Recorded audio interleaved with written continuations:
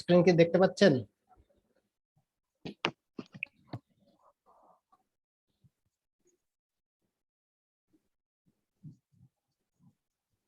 আপনারা কি স্ক্রিন দেখতে পাচ্ছেন? জি দেখা যায়। জি ভাই দেখতে। আচ্ছা, আমাদের আজকের টপিক ছিল ইলেকট্রিক্যাল ট্রান্সফরমার। ট্রান্সফরমার বলতে আমরা বুঝি হচ্ছে একটি ইলেকট্রোস্ট্যাটিক মেশিন, তাই না? যা জি। ইলেকট্রোম্যাগনেটিক ইন্ডাকশন নীতিতে পাওয়ার এবং ফ্রিকোয়েন্সি সেম রেখে প্রাইমারি থেকে সেকেন্ডারিতে কি পাওয়ার ট্রান্সফার করে, তাই তো? জি এখন যেহেতু আমাদের ফ্রিকোয়েন্সি এবং পাওয়ার সেম থাকছে, তাহলে আমাদের চেঞ্জ হচ্ছে কোথায়? চেঞ্জ হচ্ছে ভোল্টেজ অথবা কারেন্ট। যেমন আমরা কি করছি, ট্রান্সমিশন সেক্টরে সাধারণত জেনারেটিং সেকশন আমরা 11 কিলোভোল্ট প্রডিউস করছি, তাই না? এবার এটাকে 230 কেভি বা 440 কেভিতে বা 765 কেভিতে ট্রান্সফার করে নিচ্ছি। এই যে লো মানের ভোল্টেজকে হাই ভোল্টেজে নিচ্ছে, আবার হাই ভোল্টেজকে কি হচ্ছে লো ভোল্টেজে নামাইতে নামাইতে লাস্টে 220 বা 30 এ নিয়ে আসছে।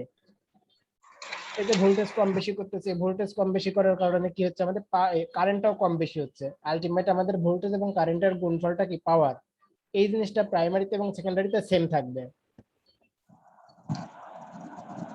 তবে একেবারে সেম থাকে না, যেহেতু ওইখানে ইন্ডাক্টর আছে, আর ইন্ডাক্টরে কি একটা নির্দিষ্ট রেজিস্ট্যান্স আছে, তার মানে কিছুটা ওখানে পাওয়ার কম বেশি হবে। সাপোজ আপনি সাপ্লাই দিলেন দেখা যাচ্ছে 100 ওয়াট, আপনার আউটপুট মানতে পারছেন 99 ওয়াট, এরকম হতে পারে। আমারই কিছু চেঞ্জ হয় না, যার জন্য বলা হয় যে পাওয়ার কনস্ট্যান্ট ট্রান্সফরমারে। ইলেকট্রিক্যাল ট্রান্সফরমার কতগুলো প্রকারভেদ আছে, যেমন ফেজের উপর নির্ভর করে দুই ভাগে ভাগ করা যায়, একটা সিঙ্গেল ফেজ, একটা থ্রি ফেজ। আবার কি একটা পাওয়ার ট্রান্সফরমার, আর একটা কি ডিস্ট্রিবিউশন ট্রান্সফরমার। আবার হতে পারে কি আমাদের স্টেপ আপ ট্রান্সফরমার, আর একটা কি স্টেপ ডাউন। স্টেপ আপ ট্রান্সফরমারটা কেন আমাদের স্টেপ আপ, যে ট্রান্সফরমারের মাধ্যমে আমরা কি করি, ভোল্টেজ লেভেলটা ইনক্রিজ করি। অর্থাৎ আমাদের ছিল কত 11 কেভি, সেটা আমরা 230 কেভিতে নিয়েছি, তাহলে ভোল্টেজ লেভেলটা আমাদের বেশি হয়েছে, তাই না? সেজন্য আমরা এটাকে বলে জি থাকি স্টেপ আপ ট্রান্সফরমার। আর স্টেপ আপে ডাউনে কি হয়, আমাদের ভোল্টেজ লেভেলটা কমে যায়, তার মানে কারেন্ট লেভেল আমাদের হাই হয়ে যাচ্ছে এখানে। আর একটা টাইপ কি হতে পারে, আমাদের ইনস্ট্রুমেন্টেশন ট্রান্সফরমার। এটাকে আমরা দুই ভাগে ভাগ করতে পারি, একটা হচ্ছে কারেন্ট ট্রান্সফরমার, একটা পটেনশিয়াল ট্রান্সফরমার। আমরা যেহেতু ওয়াট মিটার এর ক্যালকুলেশন করে আসছি থ্রি ফেজ সার্কিটে, তাই না? ওখানে কি ছিল, জি কারেন্ট ট্রান্সফরমার, কারেন্ট কয়েল আর প্রেসার কয়েল ছিল না? জি এখানে প্রেসার পটেনশিয়াল ট্রান্সফারের মাধ্যমে আমরা কি করে ভোল্টেজটা পরিমাপ করি, আর কারেন্ট ট্রান্সফারের মাধ্যমে কি কারেন্টটা পরিমাপ করে নিই। এই জন্য দুইটার নাম দিয়েছে আমাদের ইনস্ট্রুমেন্টেশন ট্রান্সফরমার। এর ট্রান্সফরমারের আরো কয়েকটা টাইপ আছে, কোরের উপর নির্ভর করে তিন ভাগে ভাগ করা হয়ে থাকে। আমরা যখন ট্রান্সফরমার দেখি, তখন আমাদের কি থাকে, কোনো ট্রান্সফরমার এরকম দেওয়া থাকে সার্কিট, তাই না? আবার কোনোটার মাঝখানে এরকম দুইটা দাগ দেওয়া থাকে, আবার কোনোটার মাঝখানে দুইটা দাগ দিয়ে একটা তীর চিহ্ন দেওয়া থাকে। এগুলার মিনিং দেখেন তো, নিচে লিখে আছে। যখন শুধু দুইটা কয়েল থাকবে তখন আমাদের কি এয়ার কোর, আর যদি মাঝখানে দুইটা দাগ দেওয়া থাকে তাহলে সেটা হচ্ছে আয়রন কোর। আর যদি কোর এর সিম্বলটা আমাদের ভেরিয়েবল চিহ্ন না, এটা দেখেন তো, তার মানে এটা জি জি ভেরিয়েবল কোর। এরপরে আছে হচ্ছে পাওয়ার ট্রান্সফরমার এবং ডিস্ট্রিবিউশন ট্রান্সফরমারের পার্থক্য। এটা থিওরি কোশ্চেন, এটা আপনারা একটু পড়ে নেবেন, এখানে বোঝানোর মতো কিছু নেই। আচ্ছা, স্টেপ আপ এবং স্টেপ ডাউন ট্রান্সফরমার, এটারও পার্থক্য একটু দেখে নিন। আচ্ছা, এরপরে যেটা আছে সেটা হচ্ছে আমাদের ট্রান্সফরমারের অয়েল, তাই না? ট্রান্সফরমারে আমরা সাধারণত কি একটা তেল ব্যবহার করি, তাই তো? আমরা ইলেকট্রনিক সার্কিটের যে ট্রান্সফরমার দেখি ওটা তো অনেক পিচ্ছি ট্রান্সফরমার, ওইখানে ঠান্ডা করার জন্য কোনো তেলের প্রয়োজন হয় না। কিন্তু ইলেকট্রিক পোলে যে সকল ট্রান্সফরমার গুলা দেখি বক্সের মতো বা অনেক বড় বড়, সেগুলাতে আমাদের কি করে, অনেক গরম হয়ে যায়, ওটাকে ঠান্ডা করার জন্য আমাদের এক টাইপের অয়েল ব্যবহার করে থাকি। সেই অয়েলটাকে আমরা দুই টাইপের হতে পারে, সেটা হচ্ছে একটা সিলিকন আর একটা কি পাইরানল। এখন এই অয়েলটা ব্যবহার করছি, কেন ব্যবহার করছি আমরা, বলতে পারবেন কেউ? ট্রান্সফরমারকে কুলিং করার জন্য, ঠান্ডা রাখার জন্য। ঠান্ডা রাখার জন্য। আর কোনো কিছু? ট্রান্সফরমারের মধ্যে যে অ্যাকশনের সৃষ্টি হয়, হুম, ট্রান্সফরমারের মধ্যে একটা অ্যাকশনের সৃষ্টি হয়। হুম। তারপরে দেখেন, আমরা যখন প্রাইমারি কয়েল আর সেকেন্ডারি কয়েল দুইটাকে রাখতেছি, ওর মাঝে যখন তরল পদার্থ দিচ্ছি, তার মানে কি দুইটা শর্ট হয়ে যাওয়ার পসিবিলিটি থাকে, তাই তো?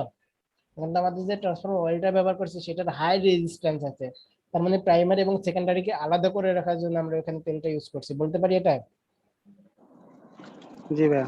আচ্ছা, ট্রান্সফর্মার অয়েলটা যে ব্যবহার করছি এর অবশ্যই কিছু গুণাগুণ থাকতে হবে। যে কোনো ম্যাটেরিয়ালস আমরা ট্রান্সফর্মার অয়েল হিসেবে ইউজ করতে পারবো না, বা ট্রান্সফর্মার অয়েল যেটা আছে বিভিন্নটার তো বিভিন্ন কোয়ালিটি। তাহলে আমাদের প্রয়োজনে একটা স্ট্যান্ডার্ড থাকবে, সেই কোয়ালিটির আমরা অয়েলটা ব্যবহার করবো, তাই না? তাহলে ট্রান্সফর্মার অয়েলের কিছু বৈশিষ্ট্য আছে, কি কি বৈশিষ্ট্য থাকতে পারে একটু বলেন দেখি, সিম্পল আইডিয়া থেকে।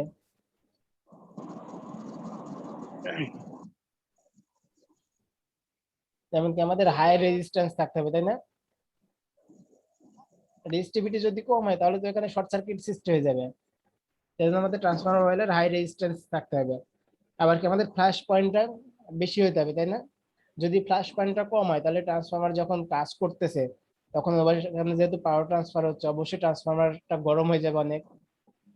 আর ফ্ল্যাশ পয়েন্ট কম হলে কি হবে, তাহলে তো একসময় আগুন ধরে যাবে। যার জন্য আমাদের ফ্ল্যাশ পয়েন্টটা কি অনেক বেশি হতে হবে, তাই তো? জি ভাইয়া। এবার লো ভিসকোসিটি, লো ভোলাটিলিটি, এগুলো হাই থার্মাল অক্সিডেশন, অর্থাৎ ট্রান্সফরমারে যখন আমাদের গরম অবস্থায় কাজ করতেছে তখন ওইখানে কি যদি অক্সিডেশনের সৃষ্টি হয় তাহলে ওটা আমাদের জন্য ক্ষতিকারক। তার জন্য যেন অক্সিডেশন না হয়। যেমন আমরা দেখেন সিম্পলি যখন পানিটা গরম করে তখন কি অক্সিজেন বুদবুদ আকারে ওঠে না, এটাই মূলত বোঝাচ্ছে। জি ভাইয়া। আবার কি আমাদের লঙ্গার সার্ভিস লাইফ হইতে হবে। এখন একটা তেল নিয়ে আসলাম, নিয়ে এসে দেখা যাচ্ছে 2-4 মাস পরে আমাদের চেঞ্জ করার প্রয়োজন হচ্ছে, তাহলে তো এটা আমাদের হলো না। অনেকদিন যেন আমাদের তেলটা সার্ভিস দেয়, আমাদের সেটা দিকেও খেয়াল রাখতে হবে, তাই তো? এগুলো হচ্ছে ক্যারেক্টারিস্টিক কার্ভ। অনেক সময় আপনাদের থিওরি কোশ্চেন দিয়ে দেবে ট্রান্সফরমার তেলের বৈশিষ্ট্য কি কি বা কি কি গুণাগুণ থাকা প্রয়োজন। এরপরে হচ্ছে আমাদের ট্রান্সফরমারের গঠনটা দেখি একটু। ট্রান্সফরমারে আমরা কি জানি, সাধারণত দুইটা কয়েল থাকে, তাই না? দেখেন চিত্রতে দেখতে পাচ্ছেন, একটা প্রাইমারি কয়েল, একটা সেকেন্ডারি কয়েল। আর এই প্রাইমারি কয়েল এবং সেকেন্ডারি কয়েলের মাঝখানে একটা কি আছে, কোর আছে, লেমিনেটেড কোর, তাই তো? যখন আমরা প্রাইমারিতে সাপ্লাই দিচ্ছি তখন আমাদের যেহেতু এটা ইন্ডাক্টর, তাহলে ইন্ডাক্টরের ধর্ম অনুযায়ী ইলেকট্রোম্যাগনেটিক ইন্ডাকশন নীতিতে এখানে কি হওয়ার কথা, আমাদের ফ্লাক্স সৃষ্টি হওয়ার কথা, তাই না? জি ভাইয়া। এই ফ্লাক্সটা আমাদের কি করবে, কিছু ফ্লাক্স কোরের মাধ্যমে সেকেন্ডারিতে আসবে, তাই তো? আর কিছু ফ্লাক্স কি করবে, কোরের বাহির দিয়ে প্রবাহিত হবে, তাই না? চৌম্বক ক্ষেত্র তো চারিদিকে থাকে, তো একদিকে তো আর থাকে না। তাহলে আমাদের যে লিকেজ ফ্লাক্স। ফ্লাক্সটা কোরের মাধ্যম দিয়ে সেকেন্ডারিতে যাচ্ছে সেটা কি linkage flux, link, LINK। Link. হ্যাঁ। জি জি। আর যেটা কোরের বাইরে দিয়ে প্রবাহিত হচ্ছে অর্থাৎ প্রাইমারিতে প্রবাহিত হচ্ছে সেটা আমাদের কি লিকেজ ফ্লাক্স। আমরা যেমন সাইকেল বা মোটরসাইকেল যখন চালাই তখন বলি যে লিক হয়ে গেছে, LESK, এটা হচ্ছে লিকেজ ফ্লাক্স। ভাইয়া, হ্যাঁ কোরের বলেন। কোরের মাধ্যমে যে সেকেন্ডারিতে যে যে যে যে ফ্লাক্সটা যায় সেটা তো মিউচুয়াল ফ্লাক্স নাকি? আচ্ছা, মিউচুয়াল ফ্লাক্স বা মিউচুয়াল ইন্ডাকটেন্স গতদিন আমরা আলোচনা করেছিলাম। সাপোজ আমাদের দুইটা ইন্ডাক্টর আছে পাশাপাশি, মনে করেন প্রথম একটা ইন্ডাক্টরে আমরা এসি সাপ্লাই দিলাম, দেওয়ার ফলে কি হবে, আমাদের ইন্ডাক্টরের ফ্লাক্স সিস্টেম, ওই ফ্লাক্সের কারণে কি হবে, অপর একটা ফ্লাক্সে যখন আমাদের ফ্লাক্স আবিষ্ট হচ্ছে এখানে আরেকটা ভোল্টেজ ক্রিয়েট হচ্ছে না আমাদের, এইটাই জি হচ্ছে মিউচুয়াল ইন্ডাকশন। তাহলে এখানে আমরা প্রাইমারিতে দিচ্ছি, এই ফ্লাক্সের প্রভাবে তো দ্বিতীয় ফ্লাক্সে আমাদের ভোল্টেজ আবিষ্ট হচ্ছে, তাই না? জি। এটা তো তাহলে মিউচুয়াল ফ্লাক্স। এখন দেখেন, তাহলে আমাদের ফ্লাক্সটা সেকেন্ডারিতে আসলো। আবার আমরা ইলেকট্রোম্যাগনেটিক ইন্ডাকশনের সূত্র অনুযায়ী কি জানি, যদি কোনো পরিবর্তনশীল চৌম্বক ক্ষেত্রের মাধ্যমে একটা কন্ডাক্টর থাকে তাহলে সেই কন্ডাক্টরে কি হয়, কিছু ভোল্টেজ আবিষ্ট হয়, তাই তো? জি। তাহলে আমাদের এই ফ্লাক্সের কারণে কি হবে, সেকেন্ডারিতে ভোল্টেজ আবিষ্ট হবে, যেটা আমরা সেকেন্ডারি ভোল্টেজ হিসেবে বলতে পারি, তাই না? এই সেকেন্ডারি জি। ভোল্টেজ আমাদের কি লোড টার্মিনালের ব্যবহার করার জন্য। তাহলে ট্রান্সফরমারের গঠন নিয়ে আপনাদের কোনো কোশ্চেন আছে, গঠন বা কার্যপ্রণালী? না। আচ্ছা, এখন দেখেন আমাদের যদি নো লোড হয়, এখানে যেহেতু কয়েল আছে, তার রেজিস্ট্যান্স আছে, আবার লোড আছে, তার মানে সেকেন্ডারি টার্মিনালে আমাদের কি হবে, কারেন্ট প্রবাহিত হবে, তাই তো? কারেন্ট প্রবাহিত হলে যেহেতু রেজিস্ট্যান্স আছে তার মানে এখানে এক টাইপের লস হবে, কি লস হবে, কপার লস, তাই তো? তার মানে কপার লস আমরা কখন পাই, ফুল লোডে পাই, তাই না? আর নো লোড বলতে আমাদের কি বুঝাচ্ছে, ওপেন সেকেন্ডারি টার্মিনাল, তার মানে আমাদের সেকেন্ডারিতে ভোল্টেজ থাকবে কিন্তু কারেন্ট প্রবাহিত হবে না। কারেন্ট যদি প্রবাহিত না হয় তাহলে কি আমাদের সার্কিটে কপার লসটা হবে? না, হবে না, কিন্তু প্রাইমারি যে কয়েল আছে ওইখানে রেজিস্ট্যান্সের কারণে কিছুটা লস হবে না? সেই লসটাকে আমরা বলবো হচ্ছে নো লোড লস। তাহলে নো লোড লসটা আমাদের কোনটা? Core loss. আর কপার লসটা কি? Full load loss. Load loss. আচ্ছা, এরপর আমাদের যে টপিকটা আছে এখন দেখেন, আমাদের এই ফ্যারাডের ইলেকট্রোম্যাগনেটিক ইন্ডাকশন সূত্র অনুযায়ী ভোল্টেজ যে আবিষ্ট হচ্ছে, এই ভোল্টেজের ইকুয়েশনটা আমরা বের করব।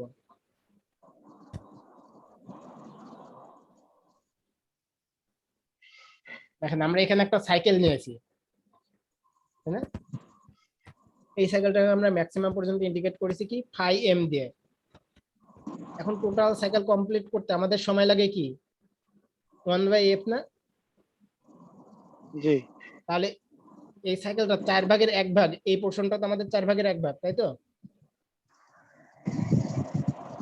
তাহলে 4/1 অর্থাৎ পজিটিভ ম্যাক্সিমাম পর্যন্ত পৌঁছাতে আমাদের সময় লাগবে কতটুকু? এই যে টোটাল সময়কে আমরা 4 দিয়ে ভাগ করে নেব না? তাহলেই পাচ্ছি কি? তাহলে আমরা এটা পাচ্ছি 1/4f, তাই তো? 1/f কে যদি কথাটা আমরা বুঝছি না।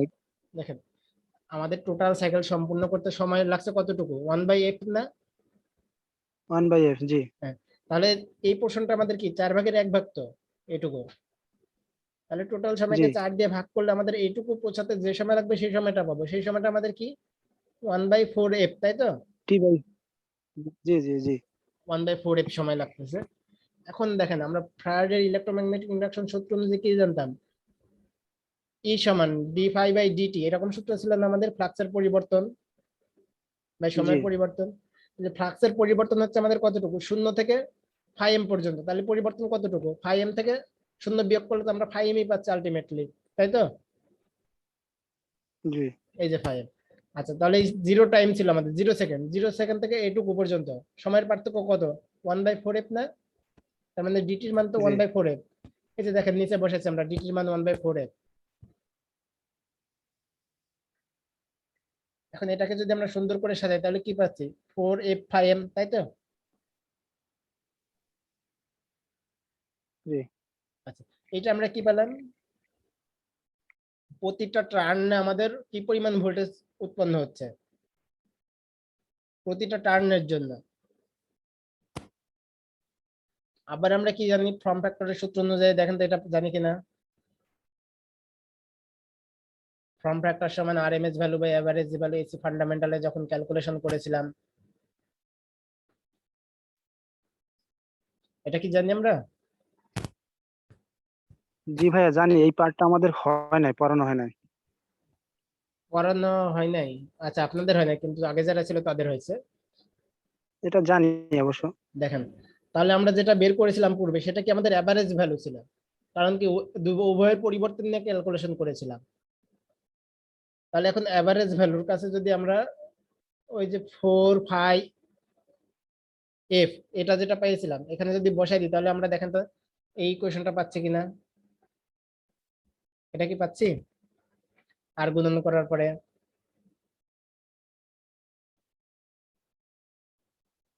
এভারেজ ভ্যালুর কাছে আমরা এই ভ্যালুটা প্রতিস্থাপন করব, করে তারপর আর গুণন করব। তাহলে আরএমএস ভ্যালু জি আমাদের কি ভাইয়া, হবে? 4.445f, তাই তো? জি জি আচ্ছা, এখন আমরা দেখেন এটা পেলাম কি প্রতি টার্নের ভোল্টেজ। তাহলে আমাদের প্রাইমারিতে একটা নির্দিষ্ট টার্ন থাকবে, সেটাতে একটা সংখ্যা এন, তাই না?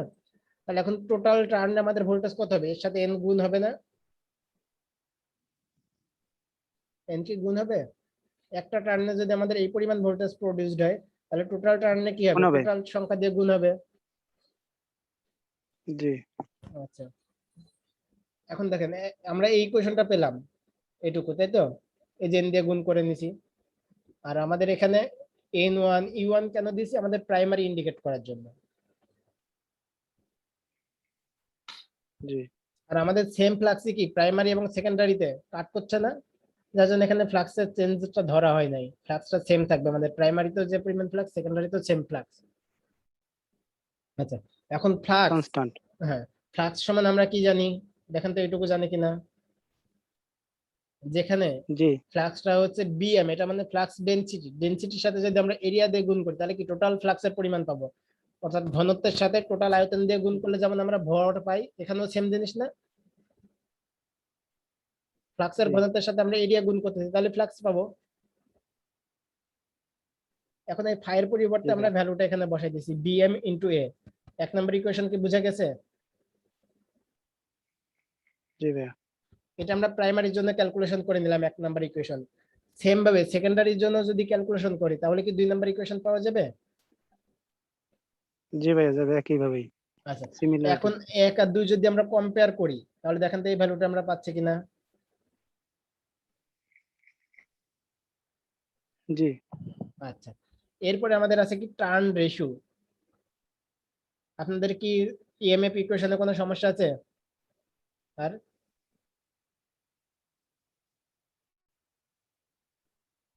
ভাই আমার তো নাই। আচ্ছা, সমস্যা থাকার কথা না, সহজ প্রমাণ তো।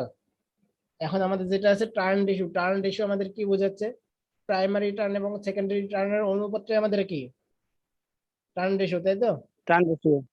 আচ্ছা, জি এই যে এখান থেকে আমরা প্রমাণ করে নিয়েছিলাম, দেখেন এই কোশ্চেনটাকে যদি আমরা একটু সুন্দর করে সাজাই তাহলে n1/n2 সমান আমরা কি লিখতে পারি e1/e2। দেখেন তো এটাকে জি একটু সুন্দর করে সাজানোর পরে তাহলে n1/n2 এটা যেহেতু টার্ন রেশিও, এটাকে আমরা a দ্বারা প্রকাশ করতে পারি। আবার অনেক বই দেখবেন k দ্বারা প্রকাশ করা আছে, k সমান হচ্ছে জি আমাদের 1/a, তার মানে k সমান কি n2/n1,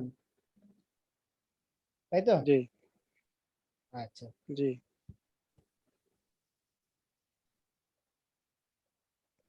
এখন n1 এর ভ্যালু যদি বড় হয়, অর্থাৎ প্রাইমারি টার্ন সংখ্যা যদি আমাদের বেশি হয় তাহলে আমাদের কি হবে, এটা স্টেপ আপ না স্টেপ ডাউন,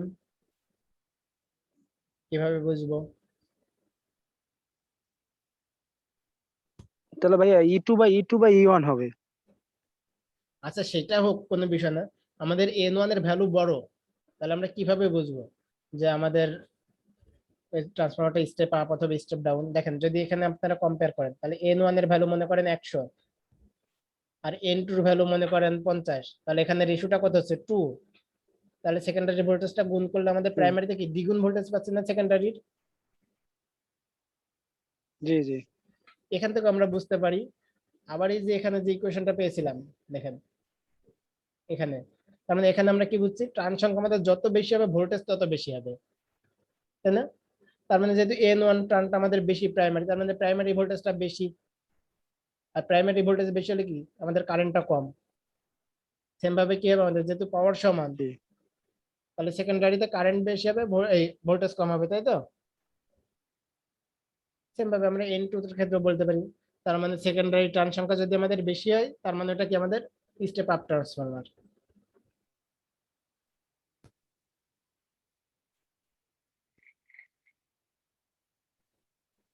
আচ্ছা, এখন দেখেন আমাদের যে পাওয়ার আছে সেই পাওয়ারটা আমরা কিভাবে ইন্ডিকেট করতে পারি,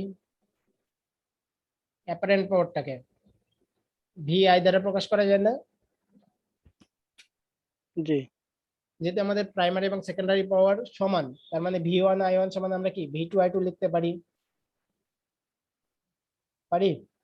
জি ভাইয়া জি আচ্ছা, এখান থেকে ইকুয়েশনটাকে একটু সুন্দর করে সাজালে দেখেন তো আমরা পরের ইকুয়েশনটা পাচ্ছি কিনা। এই ইকুয়েশন জি এবং ভাই এই ইকুয়েশনটাকে একসাথে করলে, জি আচ্ছা, এ পর্যন্ত আপনাদের কোনো কোশ্চেন আছে?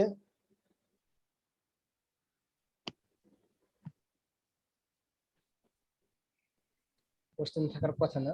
আচ্ছা, এরপরে আসে আমরা ট্রান্সফরমারের লস। আমরা প্রথমে আলোচনা করেছিলাম ট্রান্সফরমারের লস দুই টাইপের, একটা নো লোড লস, একটা ফুল লোড লস, তাই না? জি নো লোড লস এর এক্সাম্পল গুলো দেওয়া আছে, আপনাদের কোশ্চেন আসতে পারে যে নো লোড লস কোনগুলা বা ফুল লোড লস কোনগুলা। কপার লসকে আমরা ওহমিক লস বলে থাকি কেন, রেজিস্ট্যান্সের জন্য আমাদের কপার লসটা ঘটে থাকে, যার জন্য সেটাকে আমরা ওহমিক লসও বলতে পারি। হিস্টেরেসিস লসটা যখন আমাদের ফ্লাক্স সৃষ্টি হচ্ছে ওই ফ্লাক্স গুলো ঘর্ষণের ফলে কি একটা তাপ উৎপাদন হচ্ছে, তার মানে আমাদের ওখানে তাপটা লস হবে, তাই না? অর্থাৎ ফ্লাক্সের কারণে আমাদের যে লসটা হচ্ছে সেটা আমাদের হিস্টেরেসিস লস। আমরা ডিসি জেনারেটরের ক্ষেত্রে ইকুয়েশন দিয়ে অঙ্ক করেছিলাম না, মনে পড়ে? জি আচ্ছা জি জি ভাইয়া। আচ্ছা, এডি কারেন্ট লসের ইকুয়েশনটা আমরা দেখেছিলাম, তাই না?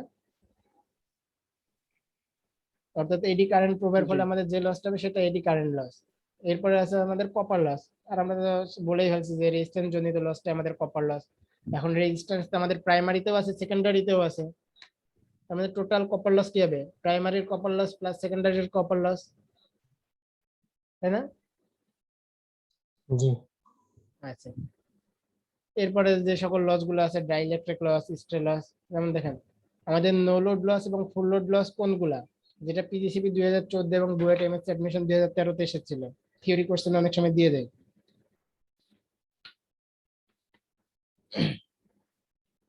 আচ্ছা, এরপরে একটা বিষয়, ট্রান্সফরমারের রেটিং কিভাবে লেখা হয় কেভি। বলতে? কেভি, কেভিতে কেন লিখবো আমরা? সবকিছু তো আমরা কিলোওয়াটে করে থাকি, আর আমাদের পাওয়ারই তো কিলোওয়াট, তাহলে কেভিতে কেন নিব? এটা একটু বলে দেন। ভাই আমি কি একটু ট্রাই করব? অবশ্যই। ভাই আমাদের যে ট্রান্সফরমার বা বড় বড় যে সমস্ত লোড গুলো আছে এগুলা সাধারণত মানে কেভিএ তে রেটিং দেওয়া থাকে, কারণ হচ্ছে আমাদের যে গ্রাহক পর্যায়ে যখন আমরা লোড ইউজ করি এই সমস্ত লোড গুলো যে আমরা কোন পাওয়ার ফ্যাক্টর ইউজ করি এটা যখন যারা মানে জেনারেটর কোম্পানি গুলো যারা তৈরি করে ম্যানুফ্যাকচার করে এরা তো আর জানে না যে আমরা কোন ধরনের লোড ইউজ করব। তো সেই ক্ষেত্রে তারা সুবিধার্থে তাদের সুবিধার্থে তারা কেভিএ রেটিং এ দিয়ে থাকে। আর একটা বিষয় আছে, সেটা হচ্ছে যে ট্রান্সফরমারে দুই ধরনের লস লস হয়, একটা হচ্ছে কোর লস আর একটা হচ্ছে কপার লস। এখন কোর লস নির্ভর করে হচ্ছে ভোল্টেজের উপর এবং ভোল্টেজের উপর না, এটা কপার লস। লোডের উপরে। লোড আমাদের থাকলে কারেন্ট আচ্ছা, ফ্লো হবে, কারেন্ট ফ্লো হলে আমাদের রেজিস্টিভ ড্রপটা হবে, যার জন্য আমাদের কোর লসটা পাচ্ছি। সেকেন্ডারিতে কারেন্ট ফ্লো না হলে তো আমরা কপার লস পাবো, আমাদের কারেন্টের উপর না নির্ভরশীল ভাই, এটা। হ্যাঁ কারেন্টের উপর নির্ভর করে হচ্ছে কপার লস। হ্যাঁ। তো এই কারণে কেভিএ রেটিং এ আর কি লেখা হয়। হুম। অর্থাৎ ট্রান্সফরমার যারা ম্যানুফ্যাকচার করে তারা জানে না যে আমরা কোন লোড ইউজ করবো। আমরা ট্রান্সফরমারটা বাজার থেকে কিনে এনে এসে ক্যাপাসিটিভ লোডে নিতে পারি, রেজিস্টিভ লোডে নিতে পারি, বা ইন্ডাকটিভ লোডে। তাহলে ওই লোডের পাওয়ার ফ্যাক্টরটা আলটিমেটলি আমাদের ট্রান্সফরমারের পাওয়ার ফ্যাক্টর হিসেবে শো করে। তার মানে আমাদের ট্রান্সফরমারের পাওয়ার ফ্যাক্টরটা কি ভেরিয়েবল না, বিভিন্ন লোডের ক্ষেত্রে বিভিন্ন রকম। সেই জন্য এখানে কেভিএ তে রাখা আছে। আর ট্রান্সফরমারের যে হুম। লস হচ্ছে আমাদের, ওই নো লোড লস, ওইটা কি আমাদের পাওয়ার ফ্যাক্টরের উপর নির্ভরশীল? পাওয়ার ফ্যাক্টরের উপর কিন্তু নির্ভরশীল না। তার জন্য ট্রান্সফরমারের আমাদের রেটিংটা কিলোওয়াটে রাখা, এই কেভিএ তে রাখা হয়।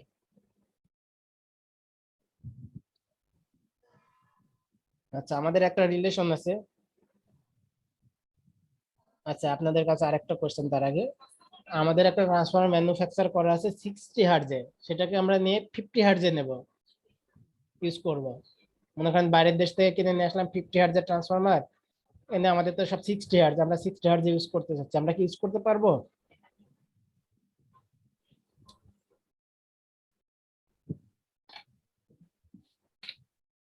ভাই, বাংলাদেশের ফ্রিকোয়েন্সি থেকে সাধারণত 50 হার্জ স্ট্যান্ডার্ড হিসেবে ধরা হয়।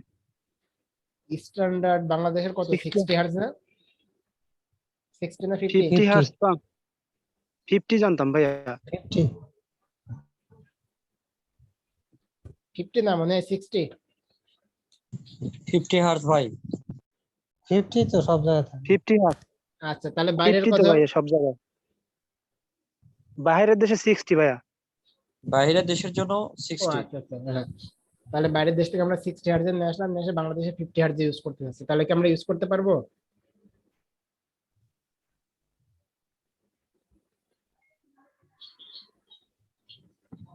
করা যায় তো, অনেক প্রোডাক্টের মধ্যে লেখা থাকে আমরা তো জানি 50 আমাদের অবলিক 60, ট্রান্সমিশন আমরা তো সেক্টরে 50 তে ইউজ করি। ফ্রিকোয়েন্সি সর্বোচ্চ কত পার্সেন্ট চেঞ্জ হতে পারে? 2.5%। তার মানে 60 হার্জের কিনে নিয়ে আসছে, সেখানে আমরা কি 62.5 অথবা কি 57.5 ইউজ করতে পারবো, তাই তো? তাহলে এখানে আমাদের ফ্রিকোয়েন্সি তো অনেক চেঞ্জ হয়ে গেছে, 10 হার্জ। তাহলে কি ইউজ করা যাবে? অবশ্যই ইউজ করা যাবে, সেক্ষেত্রে আমাদের কি হবে, রেটিংটা কম বেশি হয়ে যাবে। রেটিং কিভাবে কম বেশি হয় তার একটা ডেরিভেশন পরে আছে, আমরা সেটা দেখলে বুঝতে পারবো। এই কোশ্চেনটা মনে রাখবেন, আমরা পরে দেখতেছি এটা। এখন দেখেন আমাদের রিলেশন আছে ট্রান্সফরমারের রেটিং এবং ফ্রিকোয়েন্সি, অর্থাৎ ফ্রিকোয়েন্সি চেঞ্জ হলে আমাদের ট্রান্সফরমারের রেটিংটা কি হবে। এখন আমরা যে ভোল্টেজের ইকুয়েশন বের করেছিলাম প্রাইমারি ভোল্টেজ, এখান থেকে আমরা কি পাচ্ছি, 4.44 ইন্টু প্রাইমারি টার্ন ফ্লাক্স গুণ ফ্রিকোয়েন্সি, তাই তো? এটা ছিল না আমাদের? জি ভাইয়া। আচ্ছা, তাহলে এখান থেকে আমাদের সবগুলাই কি কনস্ট্যান্ট যদি ধরে নিই, আমাদের যেহেতু রিলেশন বের করছি ফ্রিকোয়েন্সি এবং কেভি এর ভিতরে, তাই তো? তাই না? এখানে নাম, তাহলে আমাদের দেখেন V1 সমান আমাদের 4.4 টার্ন সংখ্যা, ফ্লাক্স সবগুলাই তো কনস্ট্যান্ট, তাহলে আমাদের শুধু ভেরিয়েবল কি এখানে ফ্রিকোয়েন্সি। তাহলে আমরা লিখতে পারি ভি সমানুপাতিক এফ, অর্থাৎ ভোল্টেজ ফ্রিকোয়েন্সি সমানুপাতিক, লিখা যায় না? জি। লিখা যায়। আচ্ছা, এখন আমাদের যে কেভিএ রেটিং আছে ট্রান্সফরমার, সেটা সমান আমরা কি লিখতে পারি, ভিআই, তাই তো? ভিআই লিখা যায় না?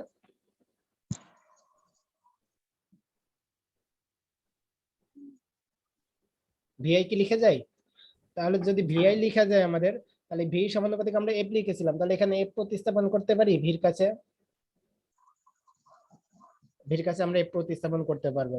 এখন যদি ভাই আমাদের, এখানে হ্যাঁ বলেন। একটু কোশ্চেন ছিল, এখানে ভি সমানুপাতিক এফ কেন লিখছেন? আমি একটু মিসিং হয়ে গেছে, এটা আমি আচ্ছা, দেখতে পাই। দেখেন আমাদের ট্রান্সফরমারের যে ইকুয়েশন ছিল, ওই ইকুয়েশনটা এখানে জি লিখে আছে, এই যে জি। লাইনটা হচ্ছে আমাদের equation.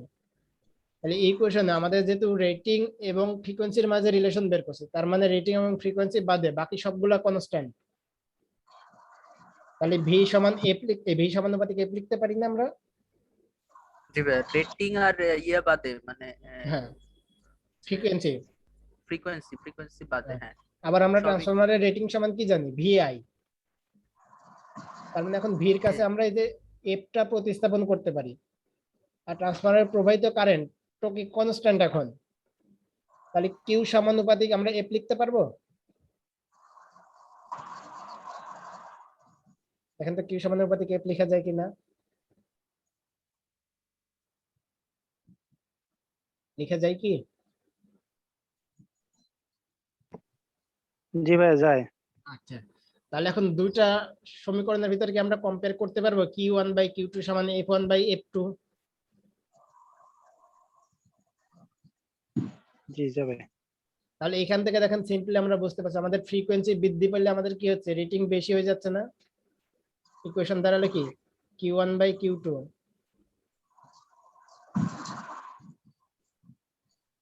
F one by F two.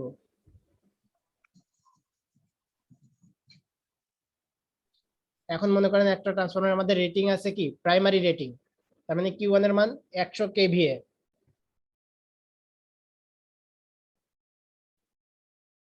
R frequency আমরা কত নিয়ে আসছি, 60 হার্টজের, বাইরে থেকে কিনে নিয়ে আসলাম সাপোজ। আমাদের ইউজ করব কত, 50 কেভিএ তে, এই 50 হার্টজে, তাই তো?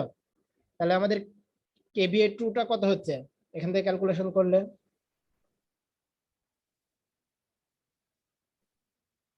60 দিয়ে ভাগ 50,000 ভাগ 60। 100 গুণ 50 ভাগ 60, জি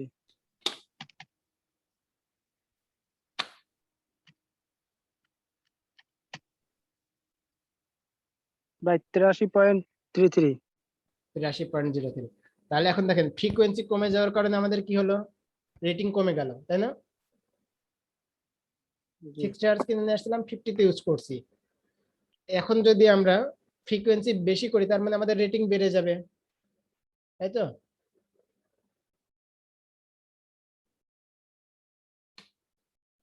এই কোশ্চেনটা আপনাদের চাকরির পরীক্ষায় এসেছিল কোনো একবার, যে আমরা একটা বাইরের দেশ থেকে ট্রান্সফরমার নিয়ে আসলাম, যার ফ্রিকোয়েন্সি এবং রেটিং এত ছিল, আমাদের দেশের ফ্রিকোয়েন্সি এত হলে আমাদের দেশে ওই ট্রান্সফরমারের রেটিংটা কত হবে।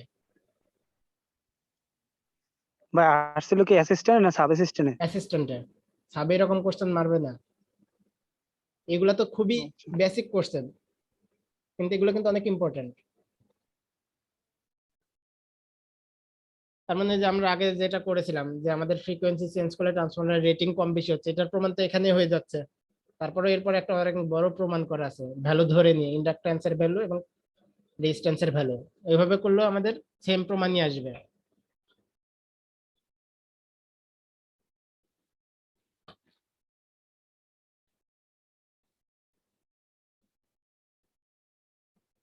আচ্ছা,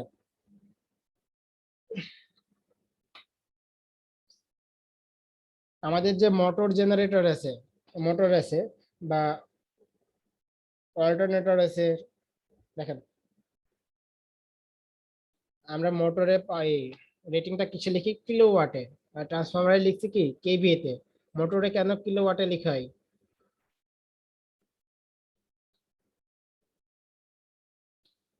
দেখেন মোটরে আমাদের একটা ফিক্সড পাওয়ার ফ্যাক্টর, আমাদের ইলেকট্রিক্যাল এনার্জিটা কি ওইখানে শেষ হয়ে যাচ্ছে, তাই না? তার মানে ওইটার উপর আমাদের আউটসাইড কোনো লোডের কোনো ইফেক্ট থাকতেছে না, ওখানে ফিক্সড পাওয়ার ফ্যাক্টর, যার জন্য আমরা ওইখানে মোটরের রেটিংটা কিলোওয়াটে লিখি। আর ট্রান্সফরমার বা অল্টারনেটর বা জেনারেটর এগুলো সব কেভিএ তে লেখা হয় রেটিংটা।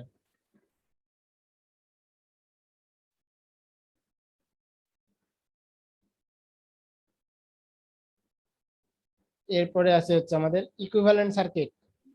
এটা অনেক ইম্পর্টেন্ট কোশ্চেন আমাদের। সিম্পলি বলে কি ইকুইভ্যালেন্ট সার্কিট ডিজাইন করো, অথবা প্রাইমারি সাপেক্ষে ইকুইভ্যালেন্ট সার্কিট ডিজাইন করো, অথবা সেকেন্ডারি সাপেক্ষে, আপনাকে যে কোনো ভাবে চাইতে পারে। আচ্ছা, আমাদের প্রাইমারিতে যে কয়েল আছে এখানে আমরা কি পাচ্ছি, একটা রেজিস্ট্যান্স পাচ্ছি কয়েলের, আর কয়েলের একটা ইন্ডাক্ট্যান্স যেটাকে R1 এবং X1 দিয়ে নাম দিতে পারি, তাই না? আর আমাদের যে নো লোড লস আছে, নো লোডটা লস হচ্ছে কেন আমাদের, এই যে R0 যেটা আমাদের কি প্রাইমারিতে প্যারালাল থাকে, আর এখানে ফ্লাক্স সিস্টেম আছে, ম্যাগনেটাইজিং কম্পোনেন্ট থাকতেছে আমাদের, সেই ম্যাগনেটাইজিং কম্পোনেন্ট কি অবশ্যই ইন্ডাক্ট্যান্সের জন্য পেয়ে থাকি X0, যেটা আমাদের কি প্রাইমারিতে প্যারালাল অবস্থায় থাকে। তার মানে এই যে R0 এর জন্য আমাদের যে লসটা হবে সেটাই হচ্ছে নো লোড লস। ভাই এইখানে ম্যাগনেটাইজিং কারেন্ট আর ওয়ার্কিং কারেন্ট এটা আর একটু বিস্তারিত বুঝাই বললে ভালো হতো। আচ্ছা, ম্যাগনেটাইজিং কম্পোনেন্টের জন্য আমাদের ফ্লাক্সটা সৃষ্টি হয়ে থাকে, আর ওয়ার্কিং কম্পোনেন্ট যেটার জন্য আমাদের নো লোড লসটা হয়ে থাকে। এই যে আমরা নো লোড লস ক্যালকুলেশন যেটা দেখলাম সেটা হচ্ছে আমাদের এই R0 এর জন্য হয়ে থাকবে, আর যে ফ্লাক্সটা ক্রিয়েট হচ্ছে ম্যাগনেটাইজিং এর জন্য সেটা হচ্ছে আমাদের X0। আর আমরা কি জানি আমাদের পিওর ইন্ডাকটেন্সে কোনো লস হয় না, যার জন্য টোটাল নো লোড লসটাই আমাদের এই R এর কারণে হয়ে থাকে, R0 এর জন্য। এখন এখানে যে আমরা V1টা দিয়েছি এটা হচ্ছে আমাদের টার্মিনাল ভোল্টেজ। দেখেন এই লস গুলো হওয়ার পরে আমাদের প্রাইমারিতে যেটা ভোল্টেজ পাচ্ছি E1, এটা কি ইনডিউসড ভোল্টেজ। যদি আমাদের কোনো অঙ্কে ক্যালকুলেশন করতে করতে বলে ইনডিউসড ভোল্টেজ কত বা আবিষ্ট ভোল্টেজ কত, তার মানে আমাদের E1 বের করতে হবে। আর যদি কখনো বলে টার্মিনাল ভোল্টেজ কত, তাহলে E1 এর সাথে অবশ্যই এই ড্রপ গুলা ক্যালকুলেশন করে নিয়ে তারপর আমাদের V1টা বের করতে হবে। বা আমাদের প্রশ্নে V1 এবং E1 দুইটা ভ্যালু দেওয়া থাকলে তাহলে V এবং E দেখে বুঝতে হবে কোনটা টার্মিনাল কোনটা ইনডিউসড ভোল্টেজ। বুঝা যাবে না? বুঝে যাওয়ার কথা। এখন সেকেন্ডারি ইনডিউসড ভোল্টেজ আমাদের E2। সেকেন্ডারিতে আমাদের যে কয়েল আছে সেখানে আমাদের ড্রপ হবে দুইটা, একটা রেজিস্টিভ ড্রপ আর একটা কি ইন্ডাকটিভ ড্রপ। এই ড্রপ হওয়ার পরে আমরা লাস্টে কি পাবো, V2, যেটা হচ্ছে সেকেন্ডারি টার্মিনাল ভোল্টেজ। এটা আমাদের কি আসলে একটা ট্রান্সফরমারের ইকুইভ্যালেন্ট সার্কিট আসলো। এখন এই ইকুইভ্যালেন্ট সার্কিটটা আমরা প্রাইমারির সাপেক্ষেও ড্র করতে পারি, সেকেন্ডারির সাপেক্ষেও ড্র করতে পারি। দেখেন যখন প্রাইমারি সাপেক্ষে বলবে তার মানে আমাদের সেকেন্ডারিতে যে সকল কম্পোনেন্ট গুলো আছে সবগুলোকে আমরা কি করব, প্রাইমারিতে ট্রান্সফার করে নেব, তাই না? এখন এই পর্যন্ত তো আমাদের সব প্রাইমারি কম্পোনেন্টই ছিল, তাহলে এই পর্যন্ত তো আমাদের কোনো সমস্যা নাই। যখন প্রাইমারিকে আমরা সেকেন্ডারিতে নিয়ে আসছি আর ইনডিউসড ভোল্টেজ E1 এবং E2 দুইটাই সেম, তাহলে এখন দেখেন আমাদের সেকেন্ডারি কম্পোনেন্টকে আমরা প্রাইমারিতে নিয়ে আসবো। এখানে R2 প্রাইম লিখছে, R2 প্রাইম সমান আমাদের কি হবে, রেশিও এর স্কোয়ার ইন্টু R2, যখন আমরা প্রাইমারিতে কনভার্ট করে নেব। তার মানে X2 প্রাইমও কি আমাদের সেম, প্রাইম একটা দেওয়া মানে আমাদের প্রাইমারিতে সাপেক্ষে ড্র করতেছি। আর যদি প্রাইম দুইটা দেওয়া থাকতো তাহলে কি হতো আমাদের সেকেন্ডারি সাপেক্ষে, তাহলে x2 আমাদের কি হবে যদি প্রাইমারি সাপেক্ষে নিই?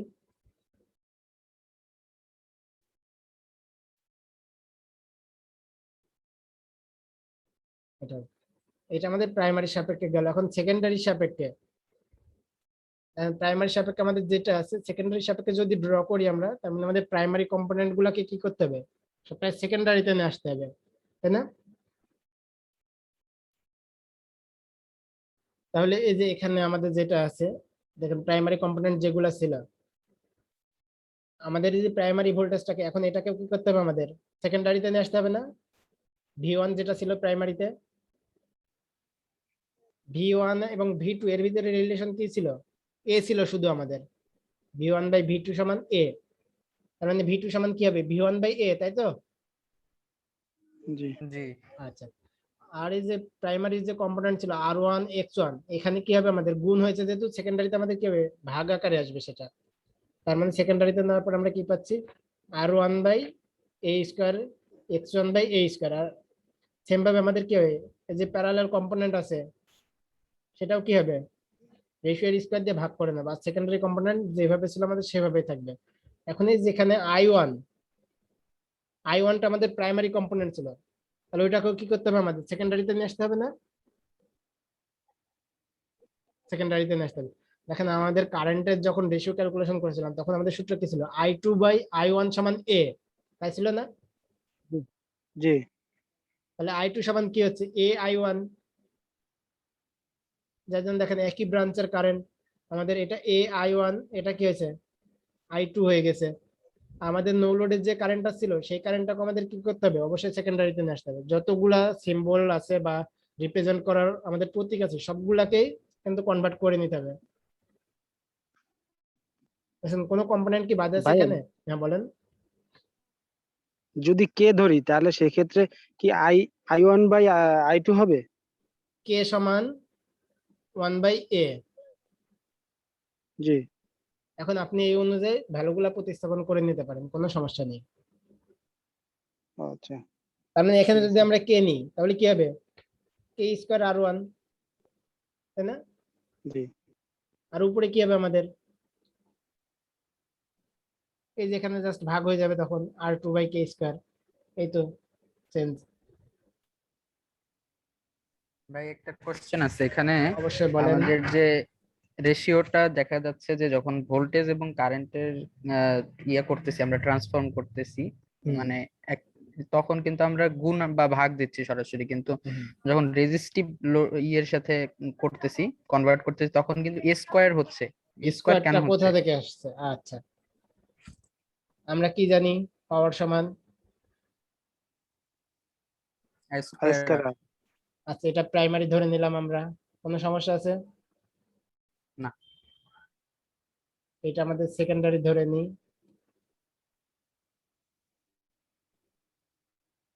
এখন এখান থেকে আমরা কি লিখতে পারি R1/R2 সমান, এটা সমান কি লিখতে পারি I2 I2/I1 লিখা জি যায়? দেখা যায়। আচ্ছা জি I2/I1 সমান আবার আমাদের কি A, তাই না? জি তার মানে আমরা এখানে লিখতে পারি A², ও পারি? জি ভাই বুঝতে পারছি। এই জি দেখেন এখন এখন জি জি R1 সমান আমাদের A²R2 হয়ে গেছে, এই যে এখানে যেটা গুণ করে নিয়েছিলাম এই কারণে আসে এটা।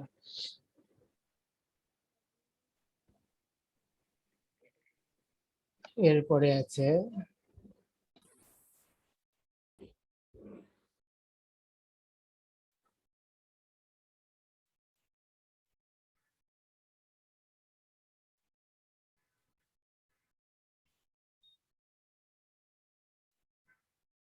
আচ্ছা দেখেন এরপরে আমাদের যেটা আছে সেটা হচ্ছে ট্রান্সফরমারের vector diagram. Vector diagram calculation করতে গেলে আমাদের কি অ্যাঙ্গেল নিয়ে চলে আসে কথাটা, তাই না? এখন যেহেতু ট্রান্সফরমারের পাওয়ার ফ্যাক্টরটা আমাদের কিসের উপর নির্ভর করে, যদিও লোডের উপর নির্ভর করে, এখানে আমরা পাওয়ার ফ্যাক্টর শুধু ট্রান্সফরমারের অংশটুকু নিয়ে ক্যালকুলেশন করব। দেখেন আমাদের তিনটা চিত্র আছে, প্রথম চিত্রটা হচ্ছে আমাদের ইউনিটি পাওয়ার ফ্যাক্টরের জন্য, দ্বিতীয় চিত্রটা আছে আমাদের ল্যাগিং পাওয়ার ফ্যাক্টরের জন্য, তৃতীয় চিত্রটা আছে লিডিং পাওয়ার ফ্যাক্টরের জন্য। এখানে আমরা একটা প্রথমে রেফারেন্স লাইন ধরে নিলাম, এটা তাহলে রেফারেন্স লাইন ধরে নিছি। এখানে আমাদের I1 এবং I2 এর দুটা কি করবে আমাদের ইউনিটি পাওয়ার ফ্যাক্টর, তাহলে ভোল্টেজ এবং কারেন্টের সাথে ইন ফেজে থাকবে না? ইন ফেজে থাকবে কি? দেখেন জি ভাই। এই যে এখানে ভোল্টেজ এবং কারেন্ট দুইটা ইন ফেজে নেওয়া হয়েছে, তাহলে আমাদের যে রেজিস্টিভ ড্রপ আছে সেটাও কি হবে আমাদের ইন ফেজে থাকবে, তাই না? আর এখানে তো আমাদের কোনো রিঅ্যাকট্যান্স নাই যেহেতু ইউনিটি পাওয়ার ফ্যাক্টর বলছে, তার মানে যে আমাদের V1 E1 এবং এই যে রেজিস্টিভ ড্রপ এই দুটো যদি যোগ করি তাহলে কি পাবো আমরা? দেখেন সেকেন্ডারির ভোল্টেজ কি হচ্ছে আমাদের E2 থেকে আমাদের এই যে রেজিস্টিভ ড্রপ এটা বিয়োগ করলে টার্মিনাল ভোল্টেজ পাইছিলাম না আমরা ইকুইভ্যালেন্ট সার্কিট থেকে? দেখেন তো একটু ইনডিউসড ভোল্টেজ ওটা আমাদের একটু বড়, ওইখান থেকে আমাদের যে ড্রপ আছে সার্কিটের ড্রপটা বিয়োগ করলে কি টার্মিনাল ভোল্টেজ পাবো সেকেন্ডারিতে? জি যার জন্য এখানে আমাদের V2 দেওয়া আছে আর এখানে E2 দেওয়া আছে। আবার আমাদের ট্রান্সফরমারের একটা যখন নো লোড লস আসবে সেটা ক্যালকুলেশন করার জন্য এটা আমাদের ফ্লাক্স ফাই, এখানে আমাদের কি থাকবে ম্যাগনেটাইজিং কম্পোনেন্ট আর একটা ওয়ার্কিং কম্পোনেন্ট। ওয়ার্কিং কম্পোনেন্ট আমাদের কি শুধু রেজিস্টিভ লস, তাই না? সেটা তো আমাদের কি থাকবে ভোল্টেজ এবং কারেন্টের সাথে ইন ফেজে থাকবে। ওয়ার্কিং কম্পোনেন্টকে আমরা নাম দিই সাধারণত IW দিয়ে। আচ্ছা, আরেকটা আমাদের কি পাবো ম্যাগনেটাইজিং কম্পোনেন্ট, সেটা কি করবে আমাদের রেজিস্টিভ এলিমেন্ট থেকে 90 ডিগ্রিতে থাকবে না? যেখানে এটা হবে আমাদের I মিউ ম্যাগনেটাইজিং কম্পোনেন্ট। তাহলে এটা যদি হয়, এখন এখান থেকে এই দুইটা পয়েন্ট থেকে আমরা যদি একটা ভেক্টর ড্র করি সামান্তরিক, তাহলে এখান থেকে একটা অতিভুজ পাবো। এই অতিভুজটা আমাদের কি নো লোড কারেন্ট I0 যেটা ছিল। জি আচ্ছা, তাহলে আমাদের শুধু এখান থেকে আমরা যে চিত্রটুকু ড্র করছি এই যে মাঝখানের এইটুকু, বা আপনি প্রাইমারি নিয়ে টোটাল এইটুকু যেটা নিচ্ছেন, যদি আপনাদের কখনো বলে নো লোড ভেক্টর ডায়াগ্রাম অঙ্কন করো তাহলে শুধু এইটুকু দেখা যাবে, সেকেন্ডারিটা আমাদের দেখানোর কোনো প্রয়োজন নেই। কারণ কি সেকেন্ডারিতে তো আমাদের কোনো ড্রপ হচ্ছে না, সেকেন্ডারিতে কোনো কারেন্ট ফ্লো হচ্ছে না যেহেতু নো লোড। আচ্ছা, এখন প্রাইমারি যে আমাদের রেজিস্টিভ ড্রপটা আছে সেটা কি হবে আমাদের E1 এর সাথে কি ফেজে হবে? হবে না, কেন? দেখেন আমাদের যে I2 ছিল এটাকে আমরা প্রাইমারিতে কনভার্ট করে নিতে পারি। এই যে প্রাইমারিতে যদি কনভার্ট করে নিই তাহলে আমরা কি পাচ্ছি I1 ইকুয়াল টু AI2, তাই না? রেশিও থেকে I2 বাই I1 সমান A ছিল, ওইখান থেকে ক্যালকুলেশন করে নেন, তাহলে I1 সমান কি পাচ্ছি আমরা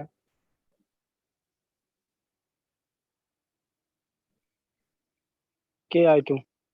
I2 বাই A, হ্যাঁ, বা KI2 এটা নিলাম।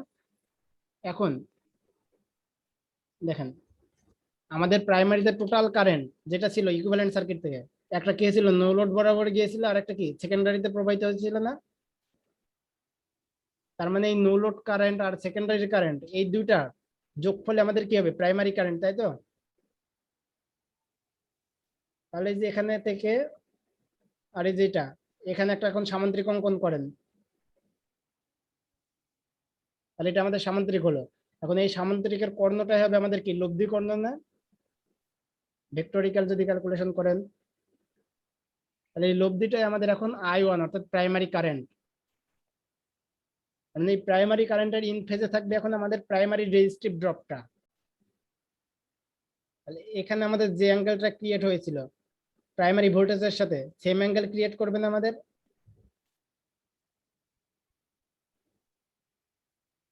I1 R1 নেছি। এখন প্রাইমারি টার্মিনাল ভোল্টেজ আমাদের কি হবে ইনডিউসড ভোল্টেজ প্লাস কি রেজিস্টিভ ড্রপ, এই দুটার যোগফলই তো আমাদের প্রাইমারি টার্মিনাল ভোল্টেজ, তাই না?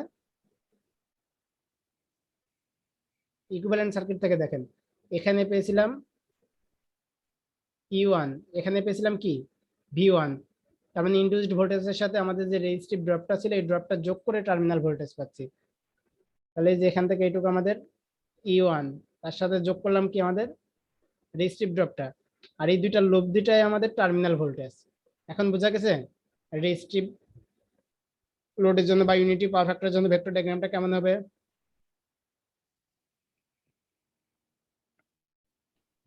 বুঝতে পারছেন কি প্রথম ভেক্টর ডায়াগ্রামটা?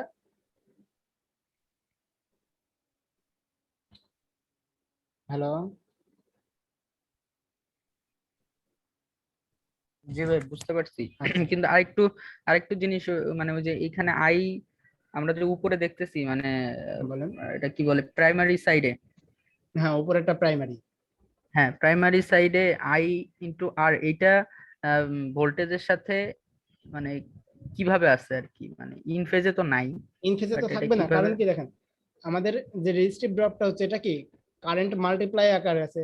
পিওর রেজিস্ট্যান্সের হুম, জন্য অ্যাঙ্গেল কত ডিগ্রি? 0 ডিগ্রি, তাই না? জি কারণ কারেন্ট গুণ করছে, কারেন্টের অ্যাঙ্গেল অনুযায়ী কি ভোল্টেজের অ্যাঙ্গেল আসবে? না পিওর ইন্ডাকটিভ হইলে তো, pure resistive unity power factor. Sorry হ্যাঁ রেজিস্টিভ হইলে কারেন্ট এবং ভোল্টেজ একই ফেজে থাকে। কারেন্ট এবং ভোল্টেজ একই ফেজে থাকার কথা। আচ্ছা, এটা হচ্ছে জি আমাদের জি ভাই। কারেন্ট। দেখেন তাহলে কারেন্ট এবং ভোল্টেজের ড্রপ, এটা এই দুইটা কি ইন ফেজে আছে? দুইটার মাঝে কোন কত ডিগ্রি? 0 ডিগ্রি না? 0 ডিগ্রি। তাহলে এই যে এখানে যেটা আছে প্রাইমারি কারেন্ট, আর জি এটা হচ্ছে আমাদের প্রাইমারি ড্রপ। তাহলে দেখেন তখন দুইটা সমান্তরাল রেখা কিনা? এখানেও যত জি ডিগ্রি ভাই, অ্যাঙ্গেল আছে এখানেও তো তত ডিগ্রি অ্যাঙ্গেল আছে, তাহলে 3 ফেজে হলো। বুঝতে পারছি। এখন দ্বিতীয় চিত্রটা আমাদের ইন্ডাকটিভ লোডের জন্য, অর্থাৎ ল্যাগিং পাওয়ার ফ্যাক্টরের জন্য। ল্যাগিং পাওয়ার ফ্যাক্টর আমাদের কি হবে? কারেন্টটা ল্যাগিং এ থাকবে। এখন আমাদের একটা রেফারেন্স লাইন নিয়ে নিলাম, অর্থাৎ ইনডিউসড ভোল্টেজ E1 এবং E2 প্রথমে।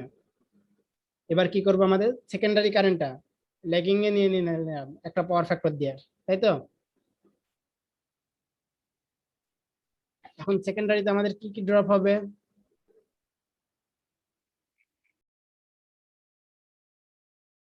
সেকেন্ডারিতে আমাদের কি কি ড্রপ হবে? সেকেন্ডারিতে ড্রপ হবে একটা হচ্ছে রেজিস্টিভ ড্রপ, একটা ইন্ডাকটিভ ড্রপ, তাই না? আমাদের জি কি, ভাই সেকেন্ডারিতে হ্যাঁ, দুইটা ড্রপ হবে। এখানে একটু ফিগারটা ভুল আছে। দেখেন আমাদের I2 সাপেক্ষে কি হবে, একটা রেজিস্টিভ ড্রপ হবে, তার মানে এইদিকে আসবে, তাই তো? এটা হচ্ছে আমাদের I2 R2, এই ড্রপটা। জি আচ্ছা, এর সাথে 90 ডিগ্রি কোণ উৎপন্ন করবে কি আমাদের ইন্ডাক্টরের ড্রপ। Inductive drop. ইন্ডাক্টরের ড্রপটা আমাদের কি করবে দেখেন,